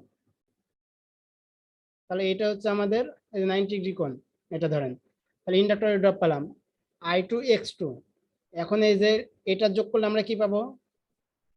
আমাদের টোটাল ড্রপ পাচ্ছি, তার মানে I2 R2 প্লাস কি I2 X2, তাই তো? এখন এই যে এই বিন্দু থেকে অর্থাৎ E2 এবং এই ড্রপটা যদি আমরা ভেক্টর ডায়াগ্রাম অঙ্কন করি, টোটাল যেটা পাচ্ছি এখন এই লব্ধিটা, এটা হচ্ছে আমাদের টার্মিনাল ভোল্টেজ V2। এখন বোঝা গেছে এটা? এখানে একটু ভুল আছে চিত্রটাতে। আর এখানে আমাদের নো লোডের জন্য যে I0 ভেক্টরটা আছে এটা তো সেম সবার ক্ষেত্রেই। এখন দেখেন এই যে I2 কে আমরা যদি পিছনের দিকে বর্ধিত করি, অর্থাৎ I2 কে আমরা কি করবো, এখন প্রাইমারি সাপেক্ষে কনভার্ট করে নেব। দেখেন এখানে যে পজিশনে ছিল আমাদের এটা, এটাকে আমরা প্রাইমারি সাপেক্ষে বর্ধিত করে নিলাম, তাহলে আমাদের কি হবে এটা AI2। KI2। এখন এই যে KI2 এবং I0 এই দুটা যদি ভেক্টরিক্যাল যোগ করি তাহলে একটা সামান্তরিক পাচ্ছি, সামান্তরিকের লব্ধিটাই আমাদের কি হবে প্রাইমারি কারেন্ট, তাই না? জি ভাই। যেটাকে আমরা I1 নাম দিয়েছি। আবার এখানে কি হবে আমাদের E1, এটা তো আছে। এখন এখানে আমাদের একটা কি ইন্ডাকটিভ ড্রপ হবে আর একটা রেজিস্টিভ ড্রপ হবে। রেজিস্টিভ ড্রপটা আমাদের কি হবে, এই I1 এর সাথে ইন ফেজে থাকবে, তাই না? তাই তো? জি তার ভাই। মানে এই যে ইন ফেজে তো আছে I1 R1, এর সাথে আমাদের যে ইন্ডাকটিভ ড্রপ ছিল এই ফিগারে কিন্তু ভুল আছে বেলথেরাজের বইতে, এটা ওখান থেকে সরাসরি নেওয়া তো। তাহলে একটা ইন্ডাকটিভ ড্রপ লাগবে যেটা কি 90 ডিগ্রি থাকবে রেজিস্টিভ ড্রপের সাথে, তাই না? জি ভাই। আচ্ছা, তাহলে এখানে একটা নিলাম আমরা। এটা কি হবে আমাদের I2 X2।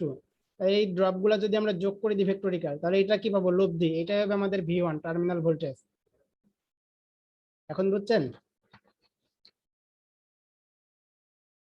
জি আচ্ছা, লিডিং পাওয়ার ফ্যাক্টরের জন্য ভেক্টর ডায়াগ্রামটা ক্যালকুলেশন করা যাবে কি সেম ভাবে? জি ভাই। আচ্ছা, আপনারা একটু ভেক্টর ডায়াগ্রাম গুলো ভালো করে দেখেন, পরীক্ষাতে আসে কিন্তু। এরপরে যেটা আছে আমাদের ভোল্টেজ রেগুলেশন। ভোল্টেজ রেগুলেশন বলতে আমরা কি বুঝি? সাধারণত ভোল্টেজের কতটুকু পরিবর্তন হচ্ছে, তাই না? জি ভাই। আচ্ছা, ভোল্টেজের পরিবর্তন এখানে আমরা দুই ভাবে ক্যালকুলেশন করতে পারি, একটা প্রাইমারির ক্ষেত্রে, একটা সেকেন্ডারির ক্ষেত্রে। দুইটার ভ্যালু কিন্তু আমাদের সেম আসবে। দেখেন E1, এটা কি শুধু ট্রান্সফরমারের ক্ষেত্রে নাকি যে কোনো মেশিনের ক্ষেত্রে মানে ভোল্টেজ রেগুলেশন সেম আসবে, যেমন জেনারেটরে কি সেম আচ্ছা, আসবে কিনা? ওইখানে জেনারেটরে আপনি শুধু ভোল্টেজ প্রডিউস করতেন, ওটা তো আর প্রাইমারি থেকে সেকেন্ডারিতে ট্রান্সফার করছেন না, করছেন কি? না। তাহলে কি ওইখানে আমাদের ভোল্টেজ রেগুলেশন সেম হবে? ওখানে ভোল্টেজ রেগুলেশনই তো পাবো একটা। হবে না, না জি স্যার, জি ভাই। আর ট্রান্সফরমার এখানে দুইটা টার্মিনাল আছে, দুইটা, কারণ কি দুই জায়গায় দুইটা কম্পোনেন্ট পাচ্ছে, একটা পাচ্ছে কি primary induced voltage, primary terminal voltage, ওই দুইটার কম্পেয়ার করলে একটা রেগুলেশন পাবো, আর সেকেন্ডারি কম্পেয়ার করলে কি আরেকটা পাবো। দুইটারই জি। পার্সেন্টেজ যখন করে নেবো দেখা যাবে আমাদের সেম ভ্যালু। আমরা এই সূত্রের মাধ্যমে ভোল্টেজ রেগুলেশন বের করতে পারি। আবার আর একটা সূত্রের মাধ্যমে আমি করতে পারি, যেখানে উপরে হবে আমাদের ভোল্টেজ ড্রপ ভিডি, কতটুকু ড্রপ হচ্ছে। যদি এটা শতকরাতে ক্যালকুলেশন করে অর্থাৎ পার ইউনিট মেথডে, তাহলে এই যে ভোল্টেজ ড্রপ হবে পার ইউনিট, সেটাই হচ্ছে আমাদের ভোল্টেজ রেগুলেশন হবে পার ইউনিট অঙ্ক করলে। যদি পার ইউনিটে না করি তাহলে উপরে ভোল্টেজ ড্রপ আর নিচে কি ফুল লোড ভোল্টেজ। এখন আপনি এটাকে শতকরাতে কনভার্সন করে নিতে পারেন।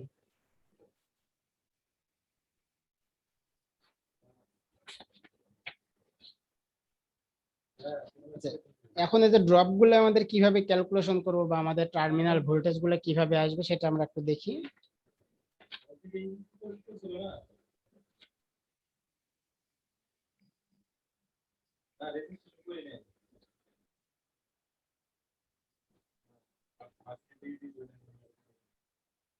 যখন আমরা প্রাইমারির জন্য ভোল্টেজ ক্যালকুলেশন করে নেব, প্রাইমারি টার্মিনাল ভোল্টেজ কত হবে, আমরা যে পূর্বে ভেক্টর ডায়াগ্রাম থেকে দেখলাম, ওই ভেক্টর ডায়াগ্রাম গুলো যদি যোগ বিয়োগ করে, তাহলে V1 এর যে ইকুয়েশন আছে আমরা এটা পাবো,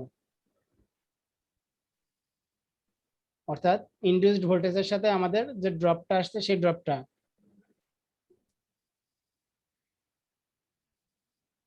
তাহলে E2 এর ক্ষেত্রে আমাদের কি হবে? দেখেন E2 আমাদের ইনডিউসড ভোল্টেজ ছিল সেকেন্ডারি, তো তারপরে ড্রপ হচ্ছে, তারপরে টার্মিনাল ভোল্টেজ পাচ্ছি। তার মানে এখন E2 আমাদের কি হবে? টার্মিনাল ভোল্টেজ এবং ড্রপের যোগফল, যে মাঝখানের এইটুকু হচ্ছে আমাদের ড্রপ। এগুলো সব ভেক্টর ডায়াগ্রাম থেকে ক্যালকুলেশন করলে আসবে। এই প্রমাণটা প্রয়োজন নেই, যার জন্য প্রমাণটা দেখানো হয় না। আপনারা এই ইকুয়েশন দুটো একটু মনে রাখবেন। মানে এটা আমাদের কিসের জন্য আসলো? এখন যদি পিওর রেজিস্টিভ ড্রপ হয়, তার মানে ইন্ডাকটিভ ভ্যালুটা আমাদের কি জিরো, তার মানে রেজিস্টিভ এলিমেন্টের জন্য এই ভ্যালুটা আমাদের জিরো আসবে, তাই তো? আর যদি ইন্ডাকটিভ ভ্যালু হয় তাহলে তো এক্স এর ভ্যালু থাকছে আমাদের, তখন আমরা এই ইকুয়েশনের মাধ্যমে ক্যালকুলেশন করে নেব। আর যদি আমাদের ক্যাপাসিটিভ লোড হয় সেক্ষেত্রে আমাদের কি হবে? সূত্র সেম, দেখেন এই সূত্রটা আর এই সূত্রটা সেম, শুধু চেঞ্জ হয়েছে কোথায়? একটা সাইনে, এই যে প্লাস আর মাইনাস, এটুকু একটু খেয়াল রাখবেন। ল্যাগিং এবং লিডিং লোডের জন্য যদি আমাদের কখনো ভোল্টেজ রেগুলেশন ক্যালকুলেশন করার প্রয়োজন হয় বা ড্রপ ক্যালকুলেশন করার, সেক্ষেত্রে প্লাস মাইনাসটা একটু ভালো করে মনে রাখবেন। তাহলে E1 E2 আমরা বের করে নিতে পারি। স্যার আমাদের V1 V2 তো প্রশ্নে দেওয়াই থাকবে, তাহলে কি আমরা পারবো আমাদের যে ড্রপটা ক্যালকুলেশন এই রেগুলেশন বের করতে? পারা যাবে না? এখানে আমাদের এইটুকু কি ছিল? আমাদের রেগুলেশনের সূত্র ছিল। আর আমাদের যে ড্রপ, আমরা তো প্রথমে বলে নিছি যে এইটুকু হচ্ছে আমাদের ড্রপ, যার জন্য দেখেন এই ইকুয়েশনটাতে কি লিখে আছে আমাদের, এটাতে E2 মাইনাস V2 সমান কি আমাদের ড্রপ হবে না সেকেন্ডারির? জি ভাই। আচ্ছা, এখন এই ড্রপটাকে যদি আমরা E2 দিয়ে ভাগ করে দিই রেগুলেশন ক্যালকুলেশন করার জন্য, তাহলে আমাদের কি হচ্ছে? I2 R02 by E2। এ দেখেন এইটুকু দ্বারা আমাদের কি মিন করছে? সেটা হচ্ছে কি পার্সেন্টেজ অফ রেজিস্টিভ ড্রপ। তার মানে যদি আপনাদের কোনো দেখা যাচ্ছে প্রশ্নে বলে দিল পার্সেন্টেজ অফ রেজিস্টিভ ড্রপ কত বা পার্সেন্টেজ অফ ইন্ডাকটিভ ড্রপ কত, এগুলো বের করা যাবে না এখন? যাবে কি? জি ভাইয়া। আচ্ছা, এরপরে আছে আমাদের ট্রান্সফরমারের টেস্ট। ট্রান্সফরমারের টেস্ট আমরা কয়টা করে থাকি সাধারণত? দুইটা দুইটা। কিন্তু দুইটা আমাদের ভাইয়া। হ্যাঁ, বাণিজ্যিক ক্ষেত্রে আরো অনেকগুলো টেস্ট আছে যেগুলোকে আমরা স্পেশাল টেস্ট বলে থাকি। তাহলে আমাদের প্রথমত যে দুইটা লাগবে আমরা আগে সেই দুইটা দেখি। সেই দুইটার মাঝে একটা কি আছে আমাদের ওপেন সার্কিট টেস্ট, আর একটা কি short circuit test. Short circuit test. Open circuit test আমরা কখন করি? কোর লসের ক্ষেত্রে। অর্থাৎ নো লোড কম্পোনেন্টটা আমাদের ক্যালকুলেশন করার জন্য, তাই না? এখন নো লোড লস বা কোর লস ক্যালকুলেশন করার জন্য, তাহলে কোর লস আমরা ইজিলি ওয়াটমিটার থেকে পেয়ে যাবো, ওয়াটমিটারের যে সংযোগটা দেওয়া আছে সার্কিটে, তাই না? এখান থেকে পেয়ে যাচ্ছি। এখন আমাদের কথা হচ্ছে ইনস্ট্রুমেন্ট গুলো আমরা প্রাইমারি সাইডে সংযোগ করবো না সেকেন্ডারি সাইডে সংযোগ করব নো লোড লসের ক্ষেত্রে বা ওপেন সার্কিট টেস্টের সময়? প্রাইমারি সাইডে। প্রাইমারির সাথে তো আমাদের সম্পর্ক নেই, আমাদের সম্পর্ক ভোল্টেজ লেভেলের সাথে, অর্থাৎ লো সাইডে আমরা ইনস্ট্রুমেন্ট সংযোগ করব। জি ভাইয়া। আমাদের লো লেভেল রেঞ্জের ইনস্ট্রুমেন্ট যদি আমরা হাই ভোল্টেজে বা হাই কারেন্টে ইউজ করি তখন আমাদের কি হবে? ওটা নষ্ট হয়ে যাবে না? এখানে যে আমরা জি। ভোল্টমিটারটা ইউজ করছি আমাদের লো রেঞ্জের, মাত্র মনে করেন সাপোজ 500 ভোল্টের, এখন 500 ভোল্টের ভোল্টমিটারকে যদি আমরা সেকেন্ডারিতে 230 কেভির কাছে ইউজ করি তাহলে কি থাকবে ওই ভোল্টমিটারটা? থাকবে না। না ভাইয়া। আচ্ছা, এখানে ভোল্টেজ লেভেলটা নির্ধারণ করে আমাদের এই ইনস্ট্রুমেন্টের রেঞ্জের উপর নির্ভর করে। তাহলে এখান থেকে ওয়াটমিটার আমাদের কি নির্দেশ করবে? নো লোড লস অর্থাৎ কোর লস পাবো ওয়াটমিটার রিডিং থেকে। আর এই যেখানে ভি আছে, ভিটা আমরা কি পাবো? নো লোড ভোল্টেজ ড্রপ, তাই না? আর আই নো লোড কারেন্ট অর্থাৎ I0 পাচ্ছি। এখন I0 এর ভিতরে আমাদের কয়টা কম্পোনেন্ট আছে?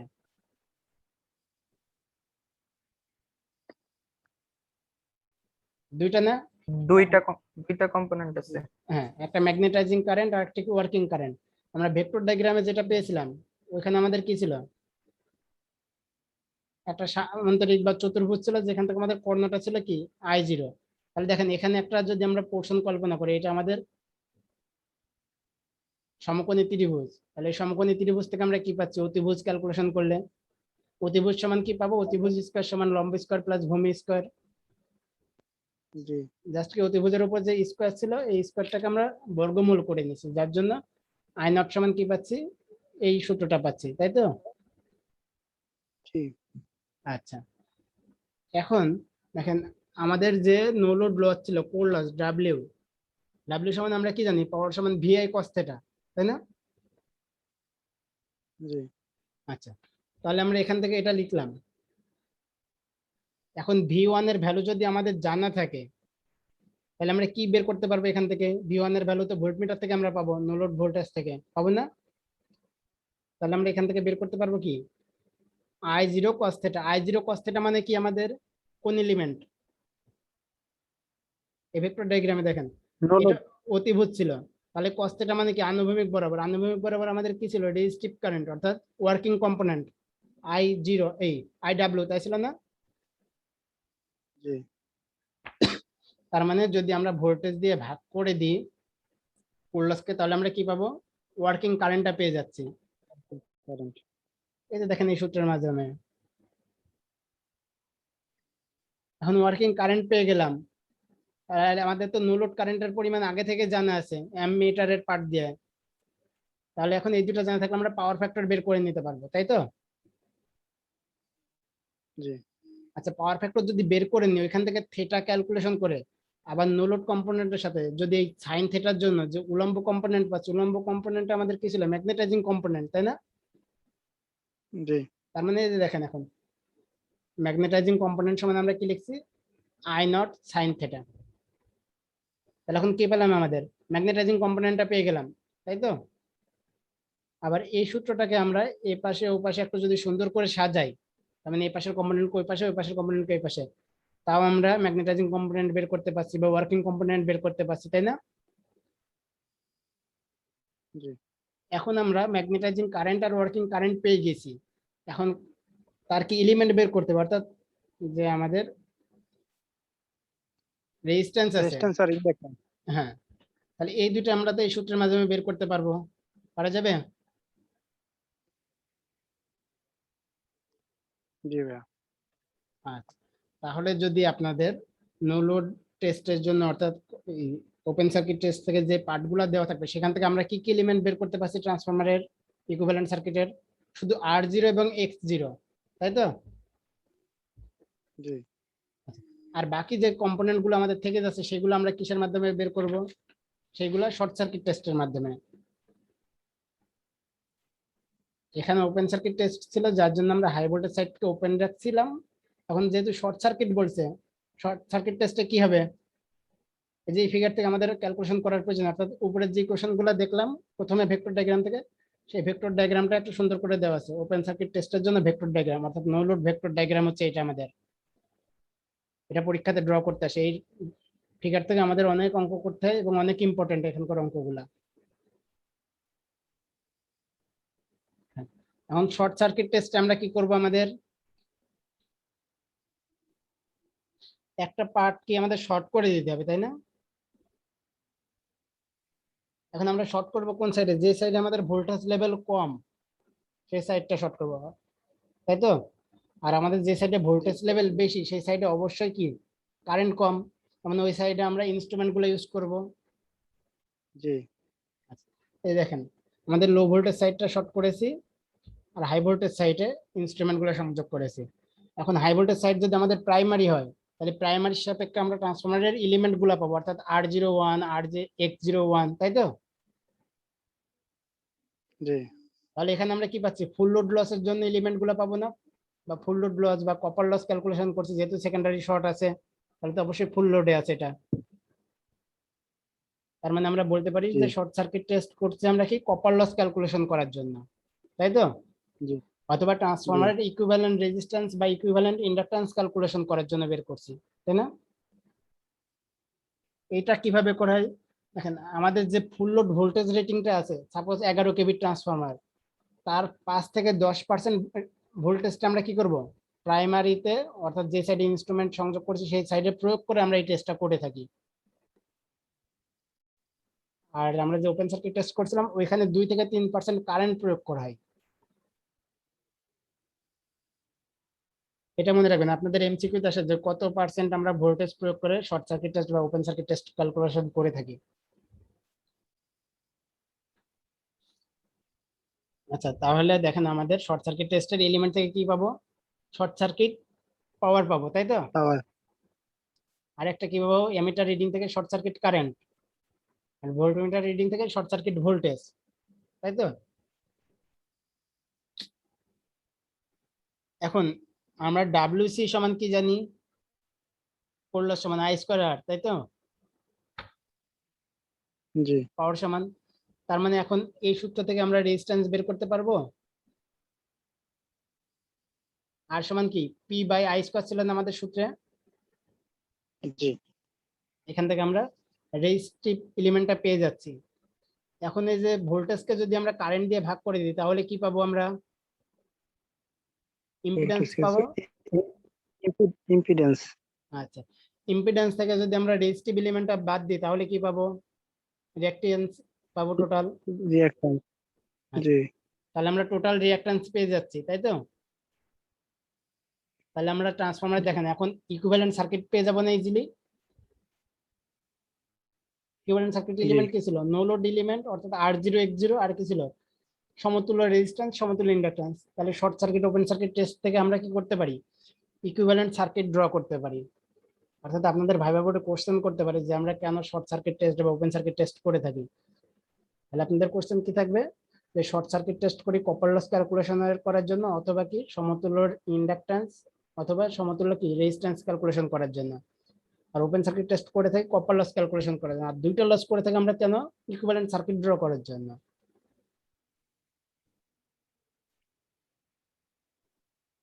এখানে যে ভেক্টর ডায়াগ্রামটা দেওয়া আছে আমাদের, ভোল্টেজ এবং কারেন্ট কি থাকবে আমাদের?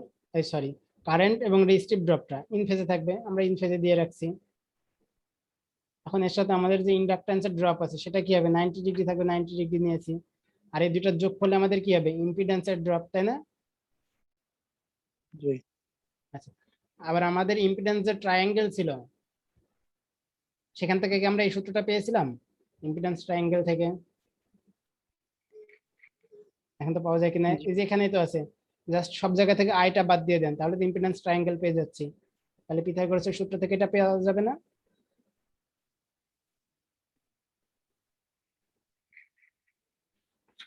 পাওয়া যাবে কি? জি আচ্ছা, জি ভাইয়া। এরপরে আমাদের যেটা আছে সেটা হচ্ছে অল ডে ইফিসিয়েন্সি, যেটা শুধু সংজ্ঞা চেয়েছিল বাংলাদেশ কেমিক্যাল ইন্ডাস্ট্রিজ কর্পোরেশন 2018-তে এবং বুয়েট এমএসসি 2013-তে। মানে থিওরি গুলো আপনাদের জন্য ইম্পর্টেন্ট, অবশ্যই থিওরি গুলো পড়তে হবে। অল ডে ইফিসিয়েন্সি অর্থাৎ সারাদিনের দক্ষতা। সারাদিনের দক্ষতা আমরা ক্যালকুলেশন কিভাবে করব, সারাদিনের আউটপুট বাই কি হবে আমাদের সারাদিনের ইনপুট, তাই তো? জি আচ্ছা,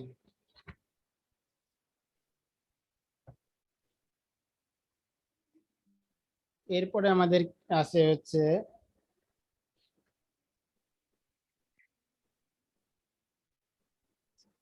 পার ইউনিটে যখন আমরা ক্যালকুলেশন করতে যাব তখন আমাদের কিছু সূত্রের প্রয়োজন আছে। এখানে এই সূত্রগুলো আপনারা একটু দেখে নেবেন, এই সূত্রের প্রমাণ বা কোনো কিছু প্রয়োজন হবে না, শুধু সূত্রগুলো মুখস্থ করে নেবেন, পাওয়ার ইউনিট মেথড অঙ্ক করার জন্য আমাদের প্রয়োজন হবে।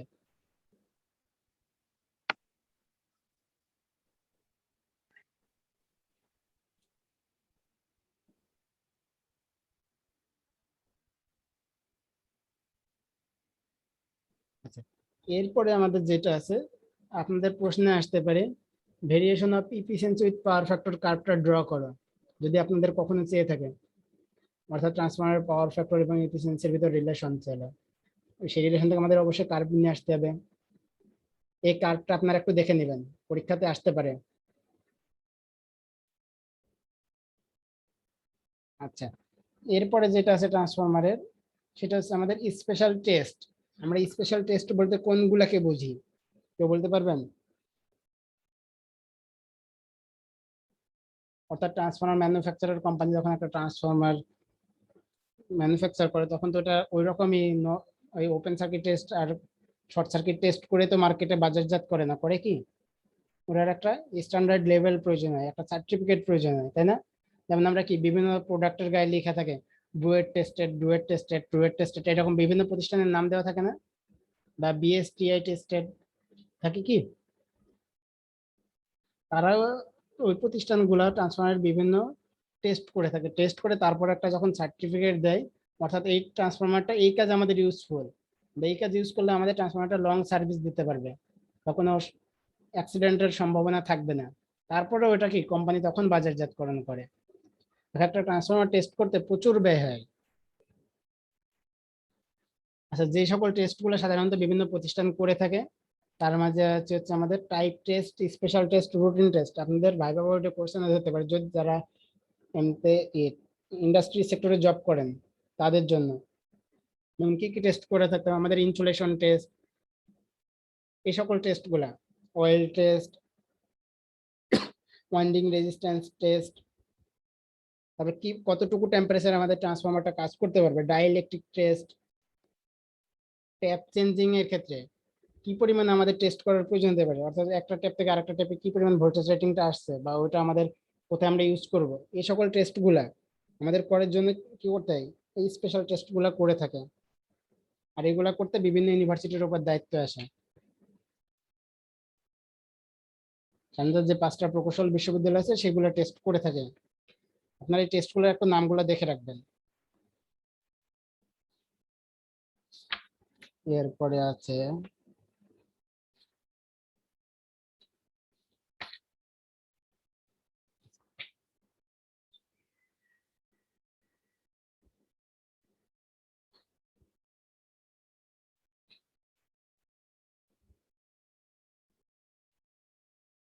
এই যে আপনাদের জন্য ইম্পর্টেন্ট কোশ্চেন, যারা ডিপ্লোমাতে পরীক্ষা দেন বা অ্যাসিস্ট্যান্টে পরীক্ষা দিবেন সবার জন্য, ট্রান্সফরমারের স্টার ডেল্টা প্রোটেকশন ডায়াগ্রামটা অঙ্কন করো, এটা হচ্ছে কোশ্চেন।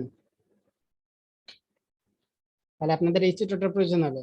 আবার আমাদের এই চিত্র থেকে অঙ্ক থাকতে পারে, ট্রান্সফরমার স্টার ডেল্টা সার্কিট দেওয়া থাকবে অথবা ভ্যালুগুলা দিয়ে আমাদের সিটি রেটিং দেওয়া থাকবে, অর্থাৎ প্রাইমারি রেটিং দেওয়া থাকলো, দিয়ে আবার বললো সিটি সেকেন্ডারি রেটিং কত। এভাবে আমাদের ক্যালকুলেশন করার প্রয়োজন হতে পারে। যখন আমাদের অঙ্ক আসবে তখন আমরা দেখবো, আর এই ফিগারটা আপনারা অবশ্যই একটু দেখে নেবেন, ফিগারটা অনেক ইম্পর্টেন্ট।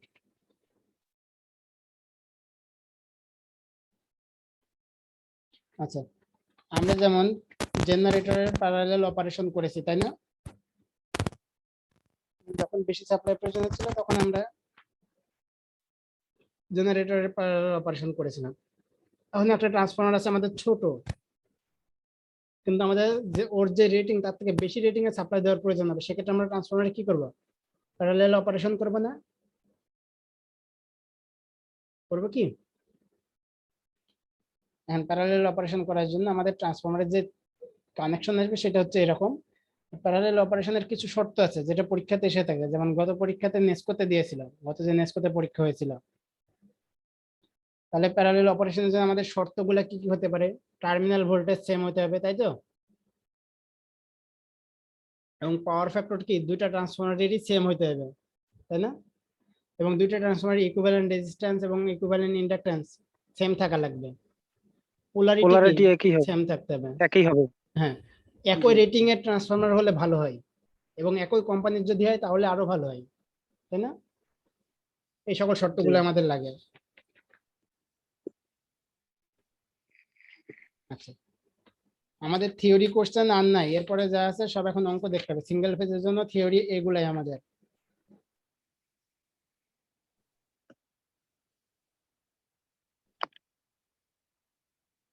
আমরা কিছু অঙ্ক দেখি। দেখেন তো প্রথম এক্সাম্পলটাই পারা যায় কিনা। ডিপিডিসি তে 2019-এ এসেছিল। আমরা প্রথমে একটা অঙ্ক করেছিলাম রেটিং এবং ফ্রিকোয়েন্সির মাঝে রিলেশন, তখনই এই অঙ্কটা করেছিলাম না? এই যে 50 হার্জ 60 হার্জ ধরে নিয়েছিলাম আর 100 কেভিএ ধরে নিয়েছিলাম, মনে পড়ে?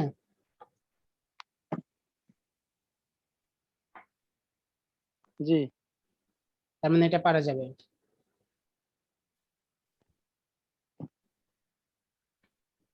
আচ্ছা, পরের এক্সাম্পলটা পারা যাবে?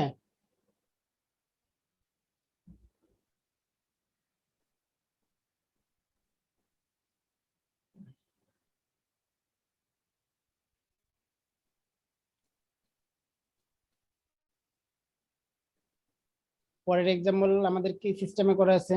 পার ইউনিট মেথডে। পার ইউনিটের সূত্রগুলো যদি আমাদের জানা থাকতো তাহলে কি হতো, শুধু ভ্যালু বসাই দিলে হয়ে যাবে, তাই না?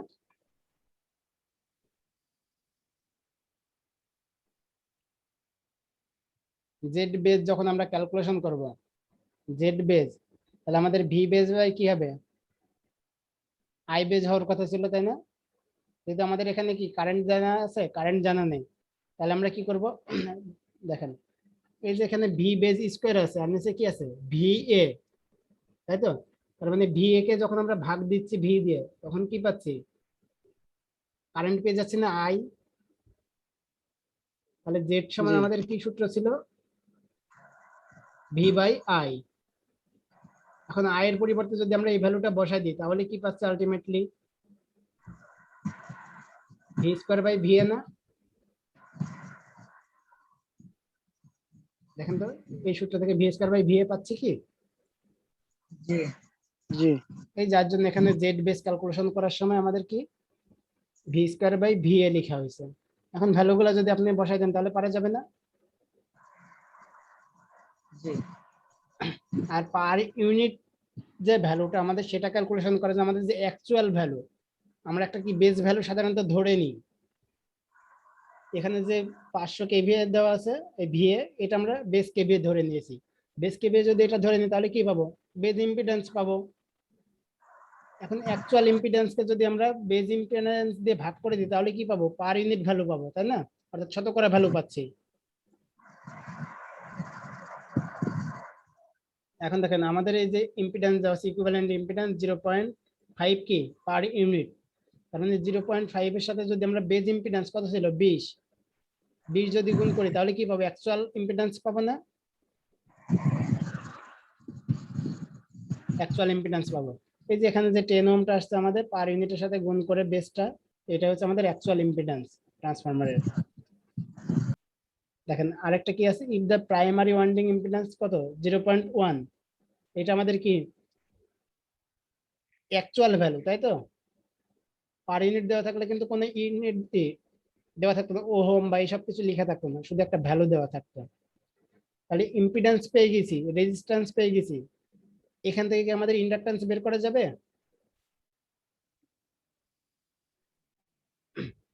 যাবে না? হ্যালো, জি আপনারা যাবে কি? ভাইয়া। আচ্ছা, তাহলে তো এই অঙ্ক আপনারা এখন পারবেন, এটা তার কোনো কোশ্চেন থাকার কথা না।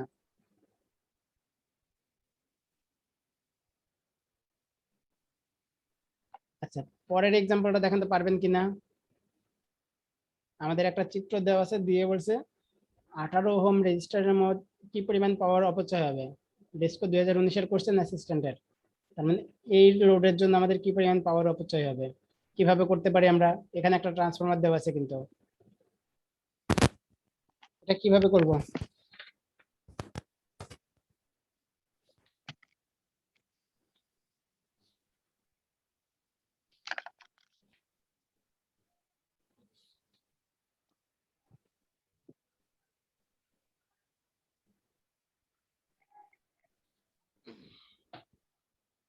কেউ কি পারবেন এটা করতে?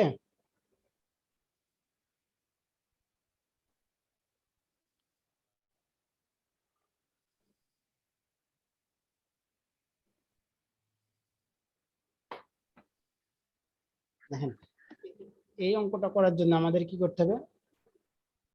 প্রথম কাজ আমাদের যেটা, সেটা হচ্ছে আমাদের কারেন্ট বের করে নিতে হবে, সোর্স কি পরিমাণ কারেন্ট সাপ্লাই দিচ্ছে। তারপরে যদি আমরা এই শাখার কারেন্ট বের করতে পারি, তাহলে আমাদের পাওয়ারটা বের করা যাবে। এখন এই শাখার কারেন্ট বের করতে গেলে আবার কি এই শাখারও কারেন্ট লাগবে, কারণ টোটাল বের করতে গেলে টোটাল ইম্পিডেন্স। এই শাখার তো আমরা কারেন্ট কি পাচ্ছি, এখানে তো ইন্ডাক্টর শর্ট, তার মানে কি আমাদের এই 18-এর ভিতর দিয়ে কোনো কারেন্ট প্রবাহিত হবে? হচ্ছে না। যদি আমরা সিম্পল ডিসির মতো কল্পনা করতাম, কিন্তু এখানে ট্রান্সফরমার দেওয়া আছে, তার মানে আমরা ট্রান্সফরমারের এই সেকেন্ডারি রেজিস্ট্যান্সটাকে প্রাইমারিতে কনভার্ট করে নিতে পারি না? পারি কি?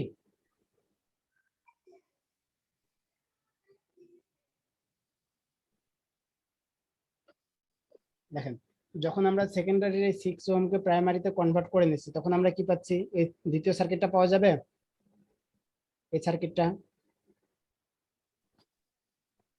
দেখেন ছিল 6 ওহম, রেশিও দেওয়া আছে 2, তাহলে আমাদের প্রাইমারিতে কত হবে? রেশিও এর স্কয়ারের ইনটু গুণ, মানে 2 স্কয়ার ইনটু 6, 24 ওহম হয়ে গেছে। এখন এটা কি সিম্পল একটা এসি সার্কিট না আমাদের দ্বিতীয় ফিগারটা? ভাই 6 ওহমটা কোন ক্ষেত্রে মানে ট্রান্সফার করছেন? সেকেন্ডারিতে দেওয়া আছে না 6 ওহম আমাদের, জি এটাকে আমরা প্রাইমারিতে কনভার্ট করে নেব।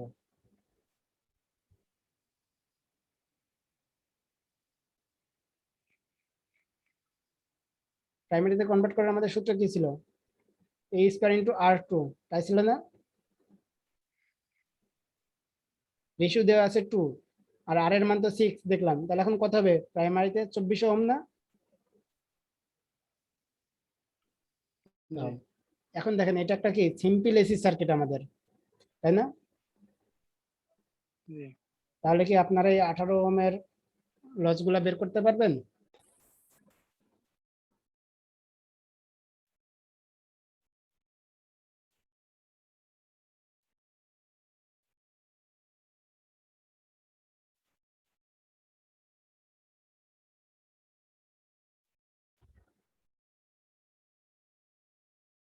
এখন কি 18 ওহমের পাওয়ার বের করা যাবে এই চিত্র থেকে? রবিউল ভাই করতে পারবেন এটা? জি ভাই, ট্রাই করব। পারার কথা, সিম্পল এখন এসি সার্কিট হয়ে গেছে যেহেতু। আজকে আর ক্লাস নেব না, এই পর্যন্ত থাকবে? আজকে একটু কমই নেন, অনেক পর আছে এগুলো দেখতে হবে তো। আচ্ছা, ট্রান্সফরমারের জন্য আমাদের যে থিওরি গুলো ছিল, থিওরি গুলো কিন্তু সবই শেষ। এখন আপনারা থিওরি গুলো দেখেন, আর আগামী ক্লাসে আমরা অঙ্কগুলো করবো। এখন আমাদের ট্রান্সফরমারের উপর প্রায় 2 থেকে 3টা ক্লাস লাগবে, কারণ এরপরে আছে instrumentation transformer, auto transformer, ideal transformer আছে, আবার আছে 3 ফেজ ট্রান্সফরমার। তাহলে আপনারা আগামী ক্লাসে সিঙ্গেল ফেজ ট্রান্সফরমার সকল ম্যাথগুলো শেষ করার একটা ট্রাই করবেন, আর যদি পারেন একটু দেখে নিন, তাহলে কোশ্চেন করতেও সুবিধা হবে বা বোঝাতেও সুবিধা হবে। জি ভাই, আচ্ছা, আজকের মতো এই পর্যন্ত শেষ করলাম। আল্লাহ হাফেজ। আল্লাহ হাফেজ।